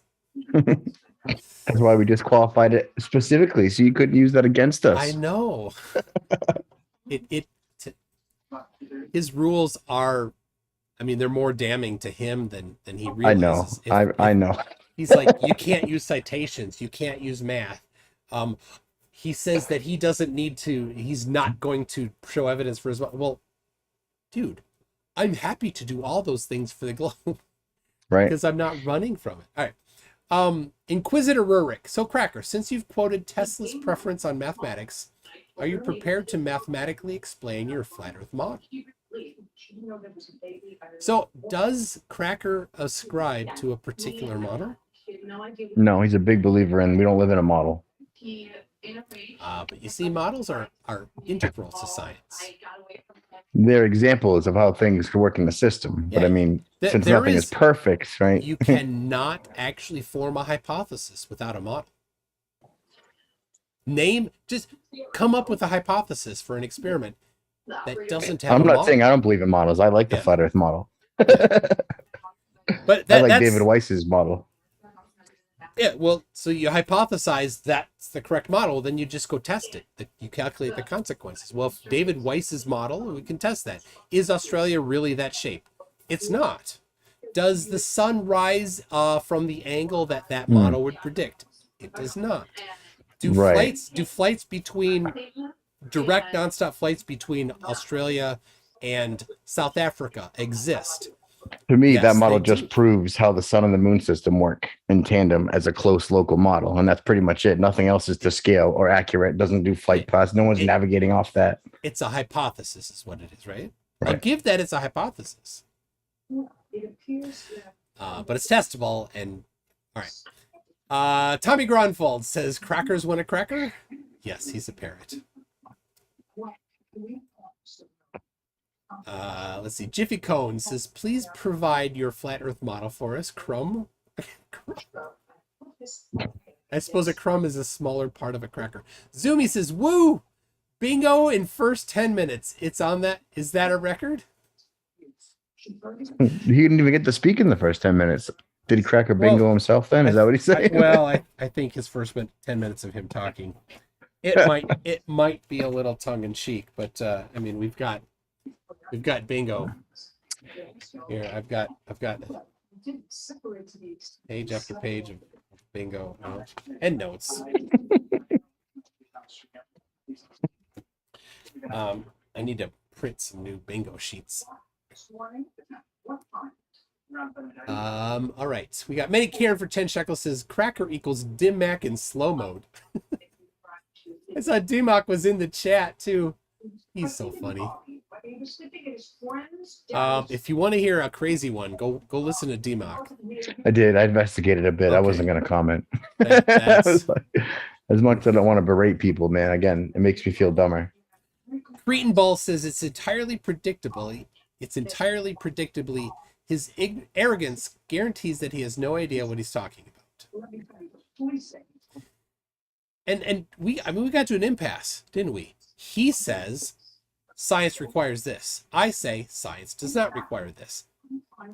Right. That was the objective. You say this requires an objective variable. You say it doesn't. Now what? Yeah, independent variable. Yeah, right, which is correct. Well, we could look at the history of science and see if the history of science and the people that have been successful at science, the people that the science that created the computers that we use, the science that created that output the antibiotics that we use, the science that produced the ability to transmit radio frequency stuff so you can hear stuff on the radio or TV. Those people, it's not an appeal to authority. They're successful. The way that they do science is what we're talking about. And they don't sit around saying, if you don't have an independent variable, then you can get out of here. That's not what they say. You took appeal to authority and you made it appeal to excess. Brushed it all off. Yeah, I like, invented that in the fly. All right. There, but... Yeah, but that was pretty good, man. All right. All right. I can see where you're coming from.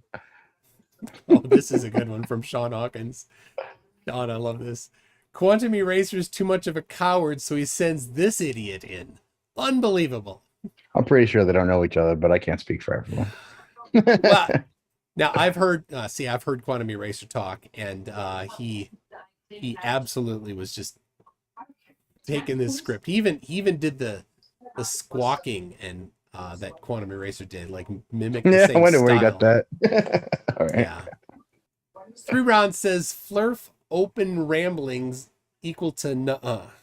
To make a report, I looked at my vehicle and I angrily dented my Jeep and said, P. Barnes says for 10 Australian, rumor has it, this opening took 3 years to write and used 3 full boxes of crayons. It would have taken 2 boxes, but he likes the taste of the blue ones. That's pretty good.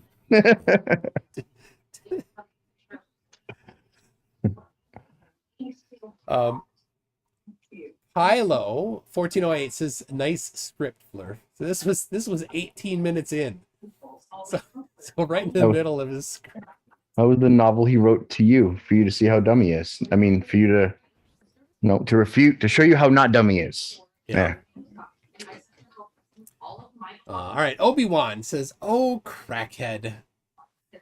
You trying to sound smart while misquoting and misunderstanding and misappropriating words in science you don't understand shows how you desperately need to feel smarter than you know you are."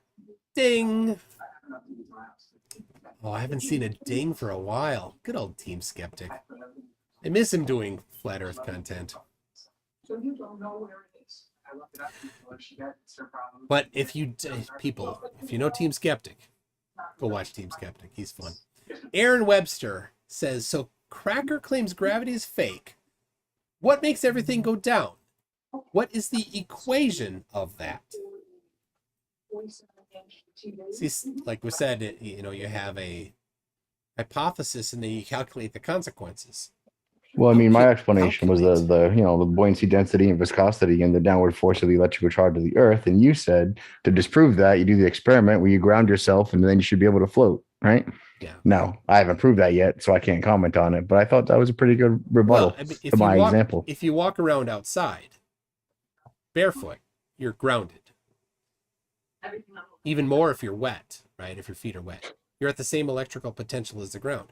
Do you feel yourself lifting up off the ground when you do that? You could even do that by getting a scale, just a bathroom scale. Bring it outside and bring a wire.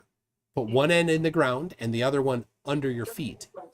If your weight does not change when you're standing on the wire versus not standing on the wire, you're at the same but there's a whole lot of variables there, like the bioelectricity of a human that may be interfering with it. We don't know that. We don't know. But the electrostatic charge is immediately dissipated. It's immediately equalized when you ground yourself. But yeah, we can make things float by changing their electrical charge on the Earth. That's by adding another force, like we talked about, right? You can have Coulomb's law is a force, right? It talks about a force. So you can make things accelerate upwards using Coulomb's law. So Micro Raptor says, you can't ground me. You're not my real dad. That's pretty good too. Many Karen for 30 shekels says ad hom is argumentum ad hominem. Cracker, you're an idiot is not an ad hom. Cracker, you're an idiot and therefore wrong is free lesson. Cracker, no need to thank me. Yeah, there's a difference between an ad hom and an insult. Mm-hmm. Right? An insult isn't an ad hom. So, and people often mix them. So he shouldn't have said in his rules no ad hom. He should have said no insulting. Of course, kind of what he did. Keith M says, insulting those of us that teach and study physics. Yeah. Because Cracker sent me an email on his rebuttal. Do you want me to read it or disregard it? Yeah, let's hear it. Okay. You want me to show it? Here. I think it was pretty jovial. Let's see. You see? Yep. Listen, honestly, I had a good time. What better, more exciting person to have on the show? I bet his shit was rolling. I could care if he care less if he believes I sounded like a fool. I at least put on a good show. He probably can't stand up to me after that. I actually have a little more respect for him just as a person. Not in the way of a Glober versus non-Glober as I played tonight, but he's just like us, trying to stumble across the truth no matter how he finds it. I don't apologize for my behavior because I warned you. I'm an excitable person. Do not mistake that for anger or even dislike. I actually did dislike him before this interview, but it's like that scene in The Matrix where Neo fights Seraph. I'm not sure what that means. You only know a man when you fight him, or in this case, just verbally sparring. Feel a little redeemed. I can't make that judgment until I listen to myself, but I think we all enjoyed that. And my outburst and aggressiveness just added a little spice to keep people watching and interested. I agree. I know I held my own against an experienced debater, debatable. Only being my second time ever doing, I'm cool with that. I can bring it down a little. Live and learn. I'm not ashamed of anything. Yeah, with nothing to lose is a dangerous man, right? I made the dramatic exit only because I was getting tired, not really tired of speaking. Started dragging a little the last 15 minutes or so and trying to hold on a little longer because I was really having a good time. Hope both of you had fun at my expense again. Nah, just kidding. He'll just talk shit about that, but that's okay. I got my time to vent and had fun doing it. Kept you guys entertained and we all put on a good show. After all the world's a stage, right? Nice and flat. Well, plainer. He'll bitch that I didn't add mountains or other props in my depiction of the world. Thanks, guys. A little neat. Please share. Appreciate I that. shared Cracker. All right, Danny says, OMG, did he just ask if we think he is stupid? I never bothered to ask what you guys thought I was stupid. I assumed every single person did before I started, right? I will not put that on you, Shane. But all right, I'll finish what Danny says. Yes, we do think you're stupid. Yes, we do think that. Says Danny. I don't know if I'd go that far, Cracker. But I think a bit more science background would help you. So this is a good one. Mr. Unite for the G-Wind. For $2 says, Crackhead, what's the derivative of 2x cubed? 2x. 2x cubed. Isn't it a derivative of respect to x squared? Well, yes. the fake smart one you float all the time? Implied is that it's respect to x because it's the only variable there.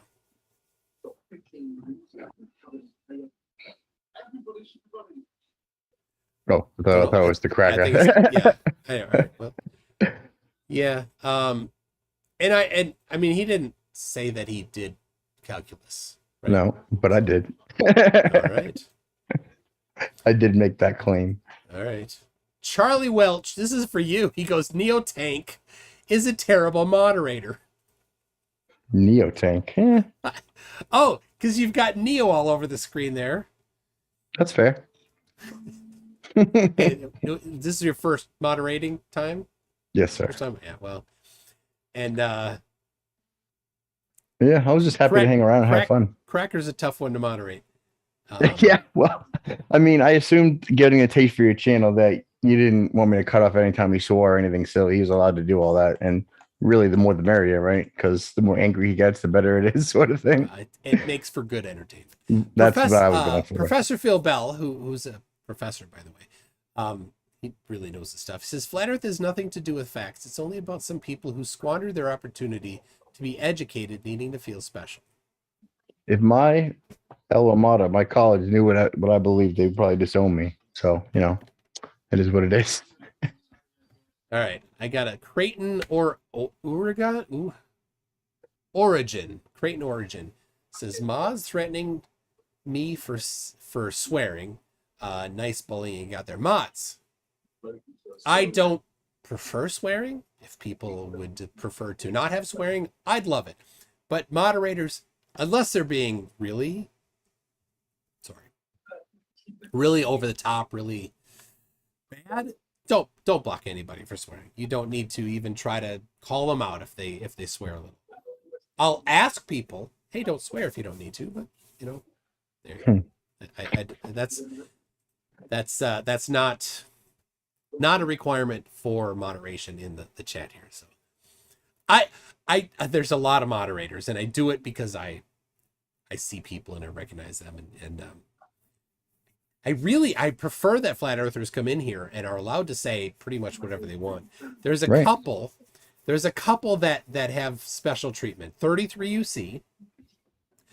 I've Yeah, instructed I saw that interview. I've instructed the moderators that they are to play whack-a-troll with him and Hmm. to take turns. So if somebody wins whack-a-troll, then maybe don't do it next time. Number 2, then there's what's called the Vicky treatment. That's from years ago, a flat earther named Victoria, BC, I think. Anyway, she'd come into chats all the time and just talk smack. And we're like, well, then come into the live and debate right now. This was before I was even around. And she wouldn't. So then this, I think it was Red's rhetoric. He's like, all right, just delete all our comments, mods. And that's the Vicky treatment. So there's 2 people right now that get Vicky treatment. Bite Mahagas and Ramen Ortiz. They get the Vicky treatment because both of them are talking smack like they want to debate. And I'm like, send me an email, let's set it up. And both of them refuse. So Vicky treatment there. You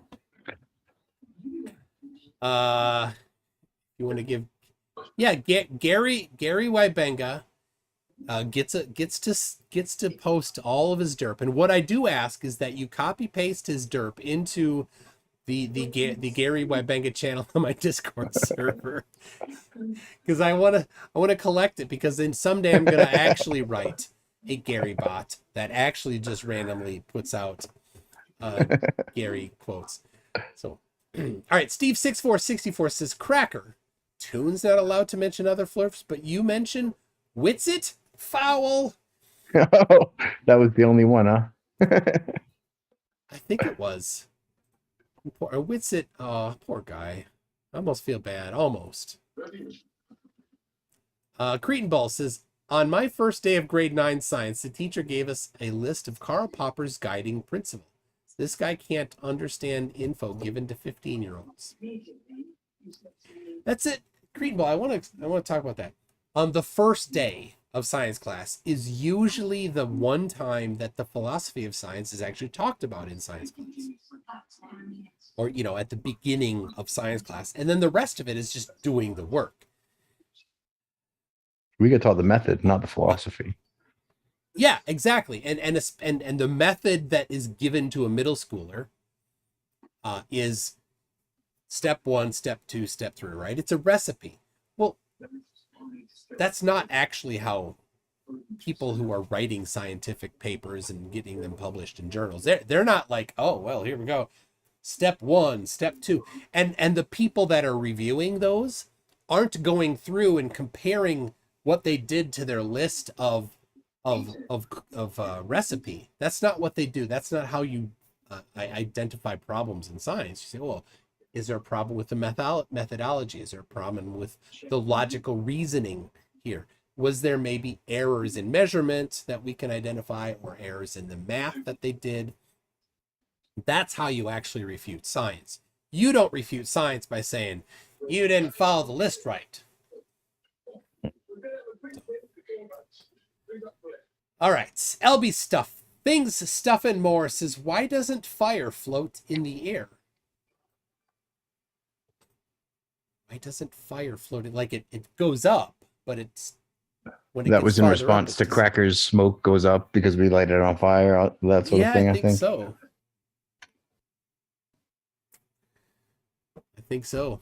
Fire's always attached to the thing that's burning, right? Yeah, It doesn't exist by itself. It's a chemical reaction. Yeah, it's hot. It's because of the heat. Its density is lower than around it, so it's more buoyant. So it goes up.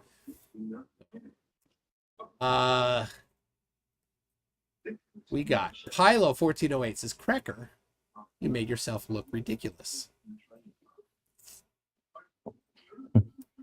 Nobody knows what he looks like, so Yeah. walking along the street, they won't say, ha ha ha, you're Cracker. And we got another one from 3 Ron says, Cracker, you are the one that makes you look ridiculous. I can tell what was happening at the time. Steve6464 says, Cracker, is the helium in a balloon hotter than the air around it? Oh, it's not. If the helium in the balloon is the same temperature as the air around it, why does the balloon go up?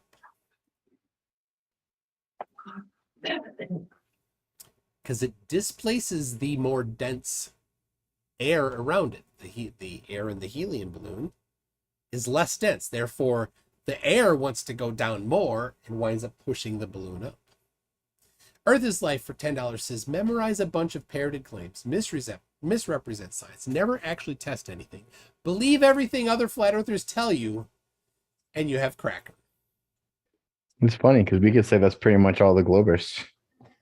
But here's the difference. We can point to well-controlled empirical Sure, evidence. but from that description, equally applies to both sides from where I'm sitting. But I tested stuff. I personally tested the radius of the Earth 4 times. I personally got the same number 4 times. Who tries to disprove that? So many flat earthers. Why? It's a distance that measures. If we just take that as the diameter, that's how big we say our fishbowl is. There you go. But there's to say that math doesn't exist and you didn't do it, and that's not the. I just want to see the geometry for that. Right. True. We'll have to bring up the model that proves that. But I mean, to disprove the measurement is silly to me. Well, no, it could still work in our model. It could. Reapply it. You got to show it though. And so saying it could work is different than saying, here's the actual test of that. So it could work. Sure, it could work. Test it. I mean to. That's what I I've meant never. to do. That's what I've never seen. Is somebody Because that was when I saw a lot of people argue with you and I was scratching my head going, why are you arguing that though? Whatever. Note to self, make a model. All right. And I didn't explain it. I explained about the balloon, not to you, Steve, so 6464, but to the audience in general. Aaron Webster says, cracker, nuh-uh, isn't a rebuttal. I hate smartphones said for $4.99, which tells me that he's probably on an iPhone, which is a smartphone. Because if you're on a desktop computer, it doesn't do the .99 part. That's an iPhone thing, but whatever. iOS gets their fee for sure. Yeah. This. Cracker is either a Poe or he doesn't know what the words in English language mean. What's a Poe again? A Poe would be Poe's law. That would somebody that intentionally. Oh, that top left thing that you guys. No. Different. Somebody that is intentionally saying something as ridiculous as possible to make them look ridiculous, but they aren't actually one. So a true Poe would be somebody that does not think the Earth is flat, but wants to make flat earthers look really bad, and so says the most ridiculous things possible to make them look bad. There must be a lot of those actually looking at your show. It's hard to say. And that's the thing, because a Poe is somebody that doesn't actually think that the Earth is flat. So I don't intend to have those people on. It's impossible to actually shake them out. But it's the other. There's this overlap. Somebody trying to say the most ridiculous things possible, and somebody that's a true believer saying things that are ridiculous. There's an overlap. Right. And this overlap area. That's what they're talking about. That's Poe's. Gotcha. See, I'm glad I asked that. You guys talk about that a lot. So anyway, or he doesn't know what the words in English language mean and will never learn because he doesn't listen to any. Well, he does listen, but he listens to Oakley and QE. He didn't even want to rewatch our interview. He didn't want to rewatch it when I was going through it to look for stuff. Oh, that's interesting. Made him very uncomfortable. Al Margiu says, show space-time, ? Show me magnetic force. And he wanted me to show space-time. Like, no, he wanted you to give him a bucket of space-time, particularly. Yeah. Well, can you show me a bucket of magnetism? No, it's a ridiculous thing. It's not. Of course it's a force. It's not a material thing. That's got to be a purposely ridiculous example, just being stupid. A Poe could say that. Somebody that's actually trying to make a flat earther look bad might say that. Joe Dunn for $10 says, name one other person who thinks the rotation of Earth creates gravity. Just listening to Cracker makes me worry for humanity. So have you heard, Shane, while you're here, And have you heard people claim that the rotation of the Earth causes No gravity? no one I've ever heard claim that. Only in have- science fiction, I suppose, yeah. spaceships and all that good stuff. Well, in a spaceship, if it's rotating, that's not creating gravity. That's creating centripetal force, Right. which is different, and is But a real thing. It's an application of inertia. But on the Earth, and I gotta tell, I heard this when I was young, and I know what house I lived in when I heard that, so I know it was first grade or earlier, when an adult told me that the rotation of the Earth causes gravity. When I was that age, I thought about that, and it troubled me because I'd spun a bucket of water. That's the opposite. Rotation, and I'm like, so if the Earth stopped rotating, would people just float? And this adult told me, yes. That's wrong. Isn't that the thing? Authority wrong. figure as a young kid, right? Yeah, and so as a kid, I was already not trusting just because they're an adult. I didn't trust that was right. I'm like, that doesn't make sense. And I mean, I know now, and that person was, I don't think it's common, but I think some people do hold that. So Yeah, there's a new one on me. I hadn't met anyone who claimed that. all right, Luke Filewalker for 5 years says, I love the refraction simulator from McWest, which specifically shows that the black swan is possible. Have you seen that? Nope. I hadn't even looked at the black swan example that he wanted to hang everything on either. All right. Well, I will. It's a really good demonstration that the black swan, the claimed black swan, isn't actually a problem at all. It's actually predicted by the globe. Very specific conditions, which are entirely possible. And it doesn't happen a lot, but are not unusual. Right. I got the link. I'll share it to you here. Should be able to just share, right? Or So, no? yeah. So the claim is, and I'll go over it, is they all right, hold on. I need to focus here to get the right. There's that. One. I just want this. And I'll share this to you then. So the claim is that the globe predicts that the horizon. Oh, I can't share. You're the host. Oops. You have to enable sharing. Bottom center where it says share screen, there's an up arrow. You can go advanced. Right. Oh, there you go. Should be good. Okay. So there you go. So this is not the actual picture of the black swan, but that's the approximate picture of the black swan, where you see the bending crane over on the left side. Mm. So I'll see. It looks like an S bend. Yeah, it's got a bend on. All right, yeah. So here's the one. This is from Quantum Eraser. Put this together.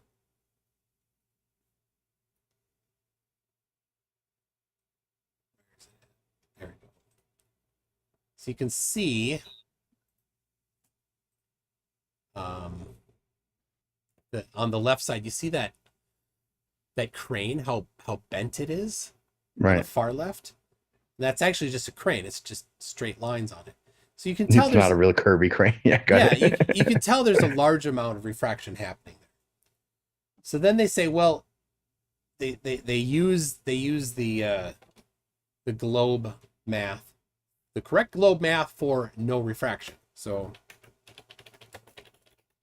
Yep. That's what I gathered from this experiment. Yeah. You got Craig were talking about it the first time. So then the distance to the horizon from, and they quote Andrew Thomas Young, who wrote this particular web page here, and you see no refraction. And then they quote, and they say 1.22 or 1.23 miles times the square root of the eye height in feet. They say, well, it's farther than that, therefore it's wrong. But of course they don't notice that it says no refraction. Then it says this next section, they don't go past it. They go refraction considered simply.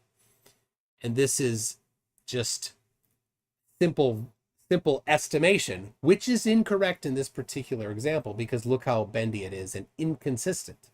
It's not consistent. So you can't use the considered simply version. Then you have variable gradients, and you can see that there's variable gradients because there's inconsistency in how much is happening there. And then he gets into nasty complications, which this particular section here is really what it applies to the black swan, but there's so many complications that it's not possible to do any math for it. The solution, if you care about actually determining if the Earth is any particular shape, you avoid nasty complications. When you're doing science, you want to control for conflating variables, not embrace them. So when you look at this, you're embracing conflating variables. Instead, this one here gives a much better view, because you can see that crane on the left is not bent horribly. And there seems to be more water covering the bottom of it than there was the last time. Though. It's obstructed bottom up. So we can look at the two.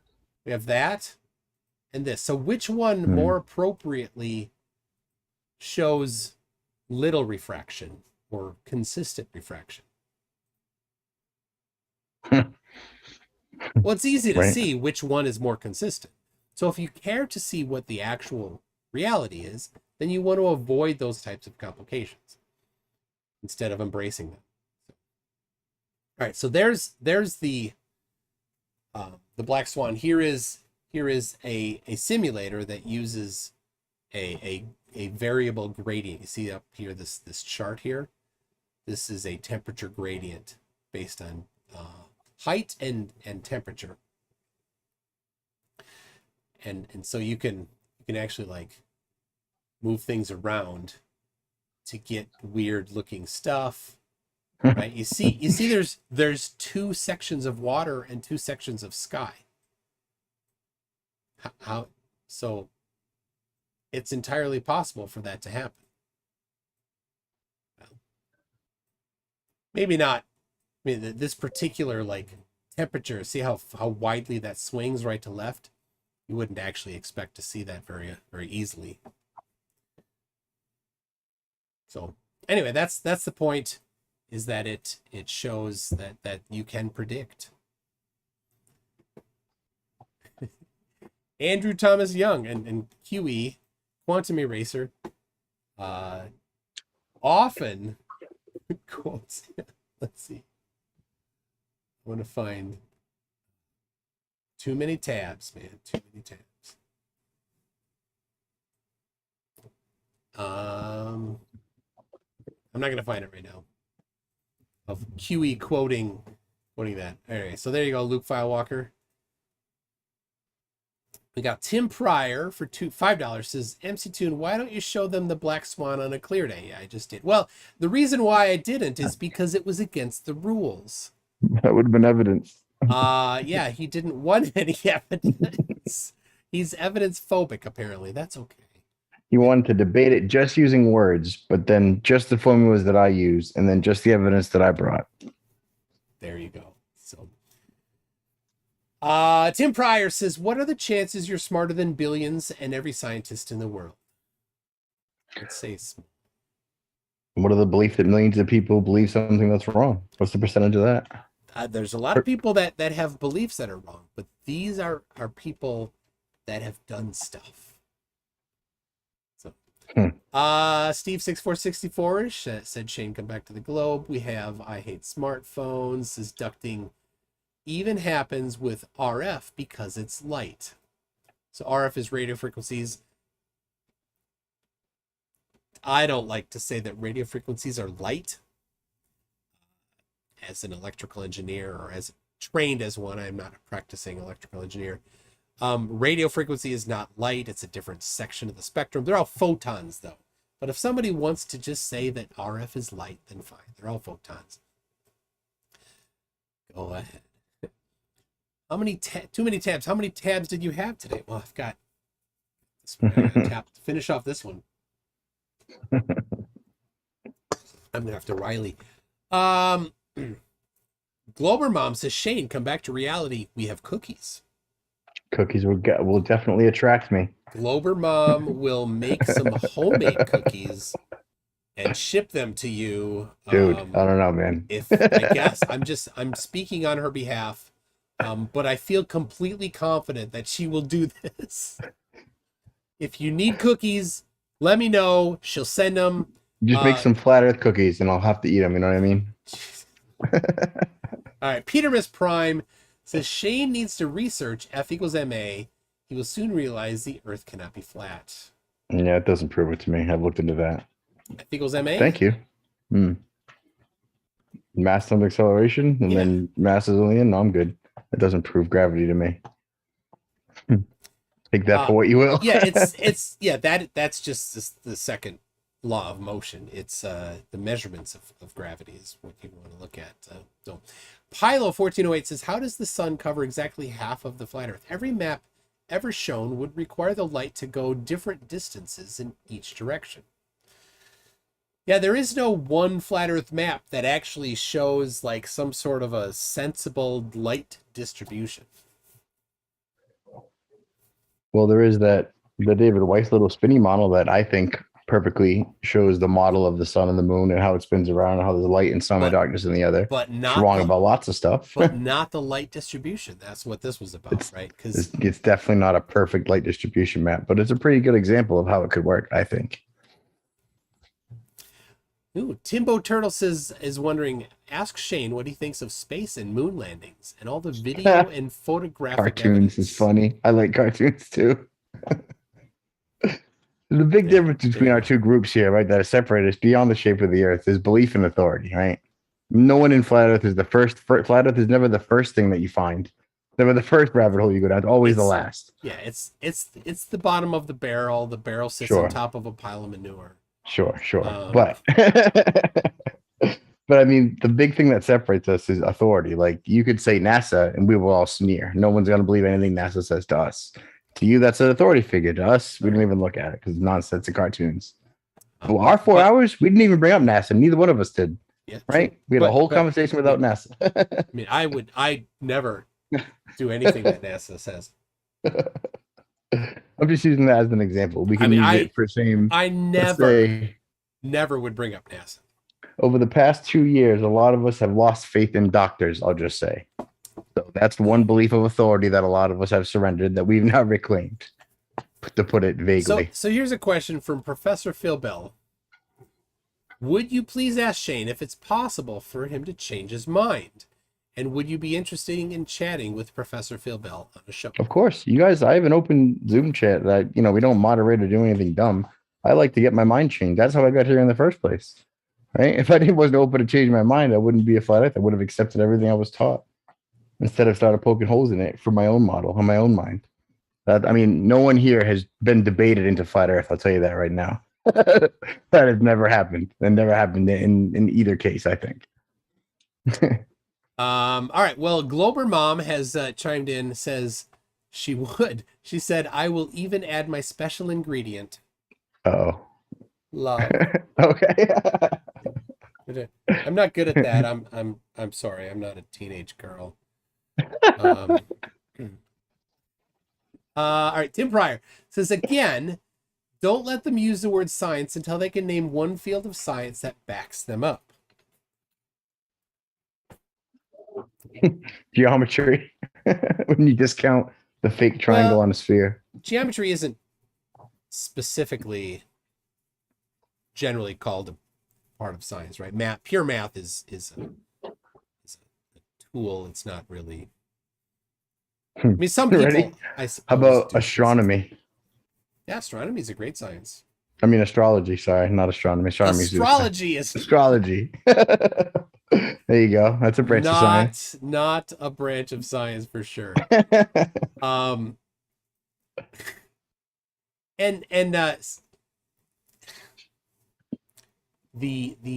all of the thing that he called science, that's the actual opposite of science, is frustrating, because I know where he gets it. He did not get any of that from actual scientists. He got it from Quantum Eraser, who is not a scientist, and all of his invented definitions for what he calls science isn't what any scientist does.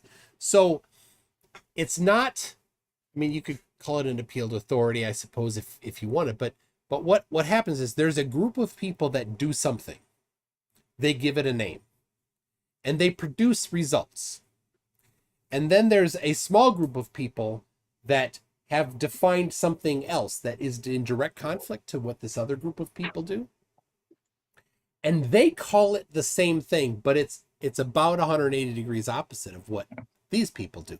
The difference is that the people that do it produce results. They're expected to. Their employers would be upset if they didn't have any results in their things. So, and it has given us things like computers that work. And the other version of it has actually never produced anything. And I think a good name for it is science denialism. This super rigid, you must follow these steps, and if you don't follow the steps, automatically chuck it out. I bring it back to that science explaining an observation, and to me, it didn't adequately describe my observation. The math that you presented didn't, to me, adequately describe what I'm seeing. Is not what I'm seeing. You know, like for refraction, right? That's what you're seeing, but you're not really seeing that. You live on a globe, and the light's shooting back at you and arcing back into your eyeballs. So it looks like that's what you're seeing. Well, is that about? Then go test it. Right, right. But I mean, like, to me, I'm like, yeah, that doesn't adequately disprove what I'm seeing. And that's, I think, our problem with a lot of the stuff. Well, I don't want to say "are" anymore because I don't want to associate with any of the people you talk to. They're all crazily different. All right. So I'll just say me. Aaron Webster says, sorry, meant to tune. I'm going on 3 hours of sleep from work. That's from Aaron Webster. What did he say? I'm going to roll back here.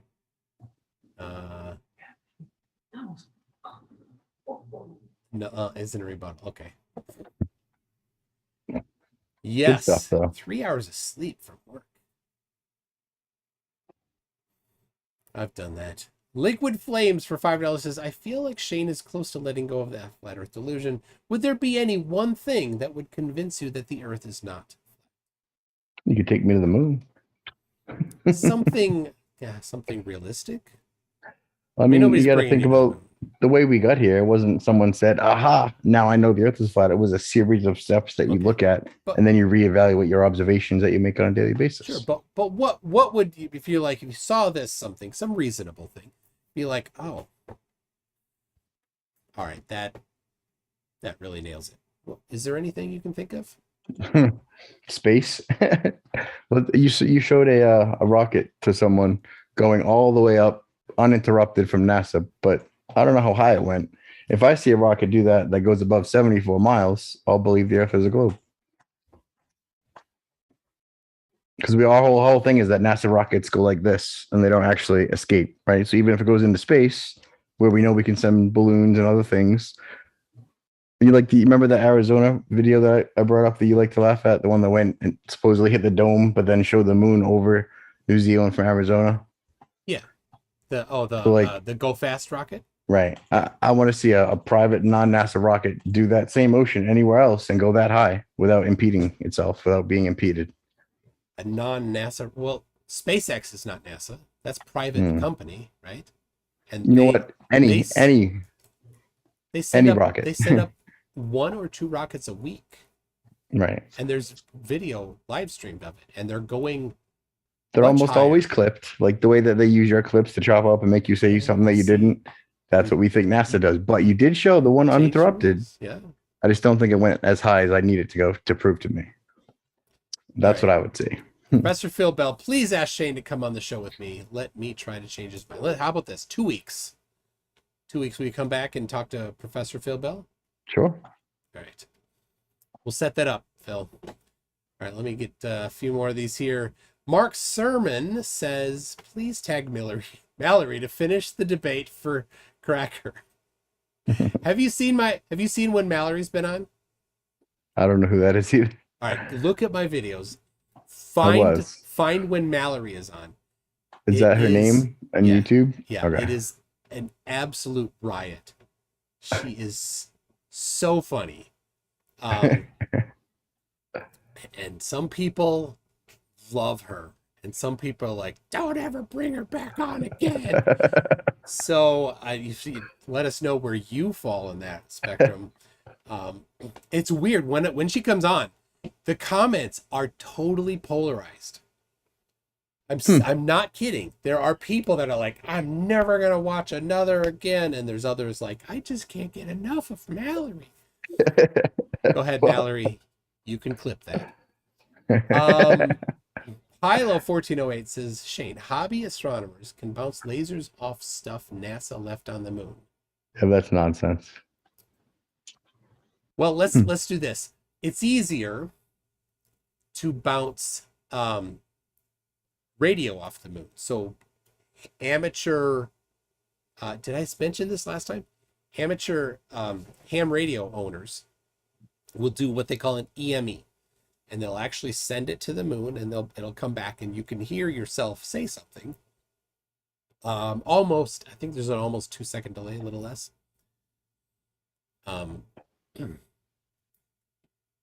So actually, you know what? I'm gonna we can poke all holes in that if you want to. Well, I mean,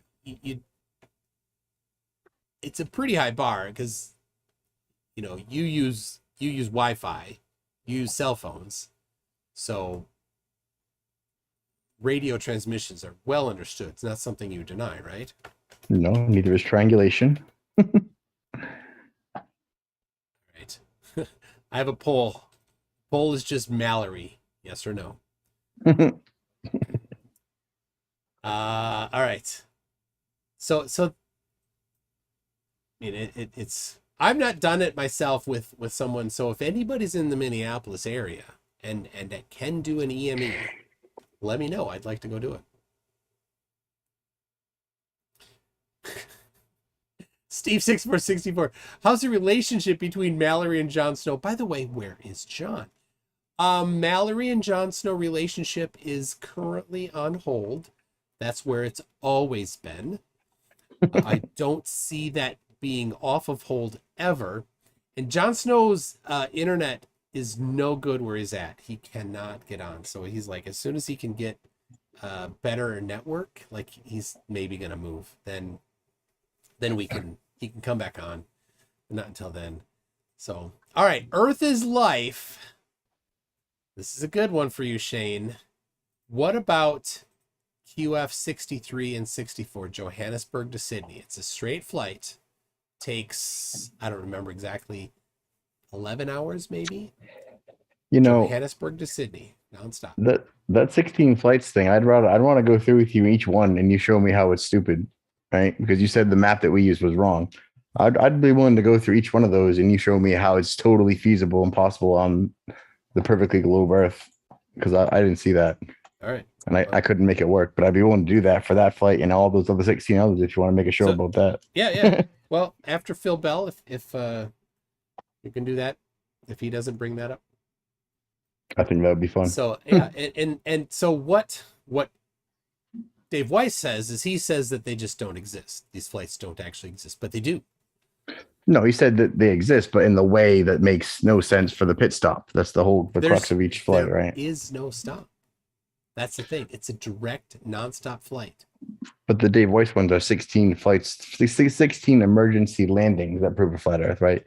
That's the topic. So the flight has an emergency stop, and that emergency stop No. is what he's saying makes no sense on the globe map. Again, those map them on the globe, not on a projection. But right. Well, that's what I'm asking you to do for us. But no, the southern hemisphere flights, the direct, Yes. the one direct flight, or not one, the non-stop flight between Johannesburg and Sydney actually exists. And David Weiss's answer to that is he just says that it doesn't.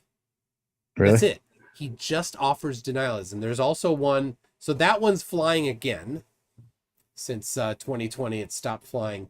A few of them, these longer lower demand routes. There's one QF 27 between Sydney and Santiago that is supposed to be starting up again later this year. It's not currently flying. Yeah, But I again, haven't looked into those that's ones a straight extensively. nonstop route. And David just says that it doesn't exist, but it does. I can probably do better than that. I will look into both of those. All right. Obi-Wan says 99% of science happens outside NASA or any grant. Your comment about doctors just now shows your conspiracy theorist mindset. Stop blindly believing those like a religion, as you tell us. True, but completely backwards. But I got no chance of convincing you otherwise, so I won't. All right. If you look at the history of medicine, it's more initially it was more like, well, I broke a bone or I have an emergency, something happened and now I need help, right? The emergency room type stuff. And then somehow doctors were supposed to then tell us how to just lead healthy lives. And I think that's probably a little bit misplaced. It's not necessarily their position to do that. The history of how doctors came to do what they do is more of a response to a problem instead of a prevention of a problem. So, all right, Pilo 14. I still don't trust doctors. Sorry. That's fine. Look at the evidence then. I do. I mean, I'll listen to a doctor. I just won't, do what they tell me if I disagree. Now, if you break your arm and go in and the doctor's like, oh, I'm going to have to set your bone, you're going to say... Honestly, I will do everything I can to not go into the hospital, including set my own arm first. Oh How's that? Too much? Don't do that. Don't. People at home, public service announcement, do not try to set your own bones. Yeah, it probably won't work well. Pilo 1408 says, so, Shane. He's asking you if it's just Nah. Milky 60 says Mallory is a lot like Moses, really divides waters. Yeah. The poll, the Mallory poll, is out of 119 votes, 76% yes and 24% no. Wow. That's something.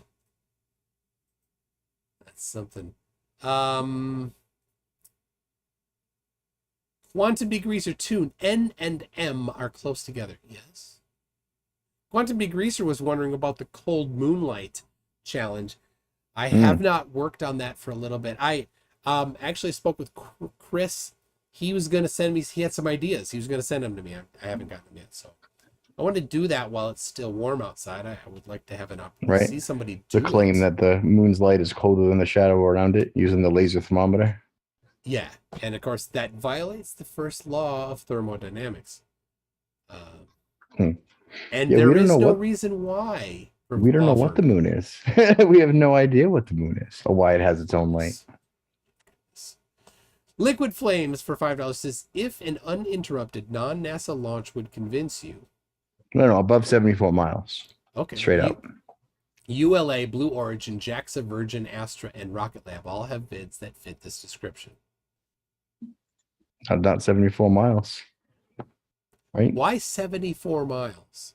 Well, that's where we think the viscosity changes to a layer that equates to density. Like where that Arizona rocket, the go fast, hit the kerplunk or something happened up there. Oh, so some flat earther thinks that's how high the firmament is? That's how I think how high the firmament is. Okay. I don't want to do other flat earthers anymore. Why? Oh, just because of the go fast rocket? Well, because of the encyclopedia entry from 1958 too, that prescribed the measurements at the arc degree at the 23rd. If you do the math, it equals about 73 miles up. Is where the Encyclopedia Britannica claimed the globe would be, or the dome would be, in the middle of our. Yeah, you didn't see that? I have it on video. I'll send it to you. Wait. Do you mean the encyclopedia that talked about the geological dome in Antarctica? Yeah. They weren't 74 miles high. Well, that's what the math said. They did an arc radius on the measurement of this corner. What? 23. Yeah. Let's see. Arc radius on the measurement of the Yeah. corner. So they measured the dome, the prescribed dome on the angle at the end, at the edge, and then they tracked it back to calculate where the center total ceiling Oh would be. my gosh, who did this? Like Let's see. some other flat earther did this? Probably. Yeah. All right, hold Hold on. on. I think I understand what you're saying. Hold on. Let me see if This is one of the first little videos I made myself, right? So let's see. so they're saying that the claim is that this is the dome and that there's some height here in Antarctica, and when you use that height and then you complete that. Okay. Whoops. My bad. Can we see this thumbnail? Hold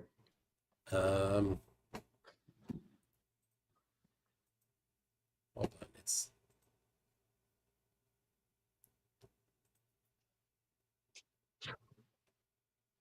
wrong one here. I'm trying to get the. There we go. Okay, so whose is this? Well, this is sort of a compilation that I threw together based on the data from the Go Fast rocket, and then there's the encyclopedia reading Oh, of the so article. all right. Oh, so you used two numbers or more, and then you extrapolated the. So the measurement was 13,000 feet at 80 degrees south latitude. Okay. Right? You see this bottom corner one, and they pointed at the corner of the dome Yeah. there, Okay.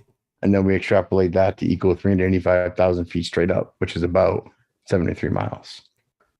Oh, jeez. Okay. Now, do you know that dome is just a geological feature? I'm aware of that definition. Yeah. Okay. So that isn't saying that No, it they didn't found prove a anything dome. to me until I saw the Arizona rocket, which went almost exactly that high up and made some weird reaction and lost all its momentum. Okay. But you have to use the words that people mean when they write them. You can't give a different meaning. Right? 'Cause Okay, how do you mean? That's cherry picking, right? When somebody says that there is a dome and they're speaking in a geological sense, you have to take it to be a geological dome, not the firmament.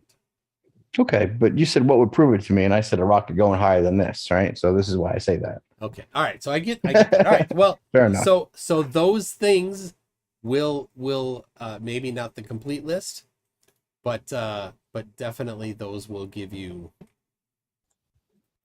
those particular things you're asking for will go higher than 74 miles. I'd like to see that on uninterrupted footage. That would be sweet. All right. That would have me scratching my head. Let's say that and go, wait, do what I believe nonsense? Uh-oh. All right. Well, as long as you are honest about it, if you see it and you don't just change the rules or something. So, all right. I'm trying to be honest, man. Jeez, I've caught up. People, thank you very much. All right, 2 weeks. 2 weeks we'll get back. Well, I'll set it up between you and Professor Phil Sure. Bell. Yeah, that'll be fun. I appreciate you inviting me back this time, having a chit chat. Appreciate the comments and all your fans and your client base. I like all you guys. I like all your comments. I will probably read all of them at some point. All right. Well, Cracker, thanks for coming.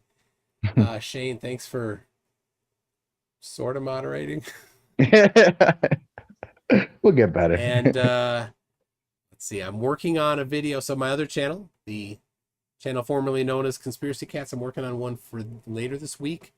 That is Flat Earthers showing evidence for the globe, and a Flat Earth game show quiz game show. There you go, everybody. We'll see you then. Bye. Good times. Thank you, everyone.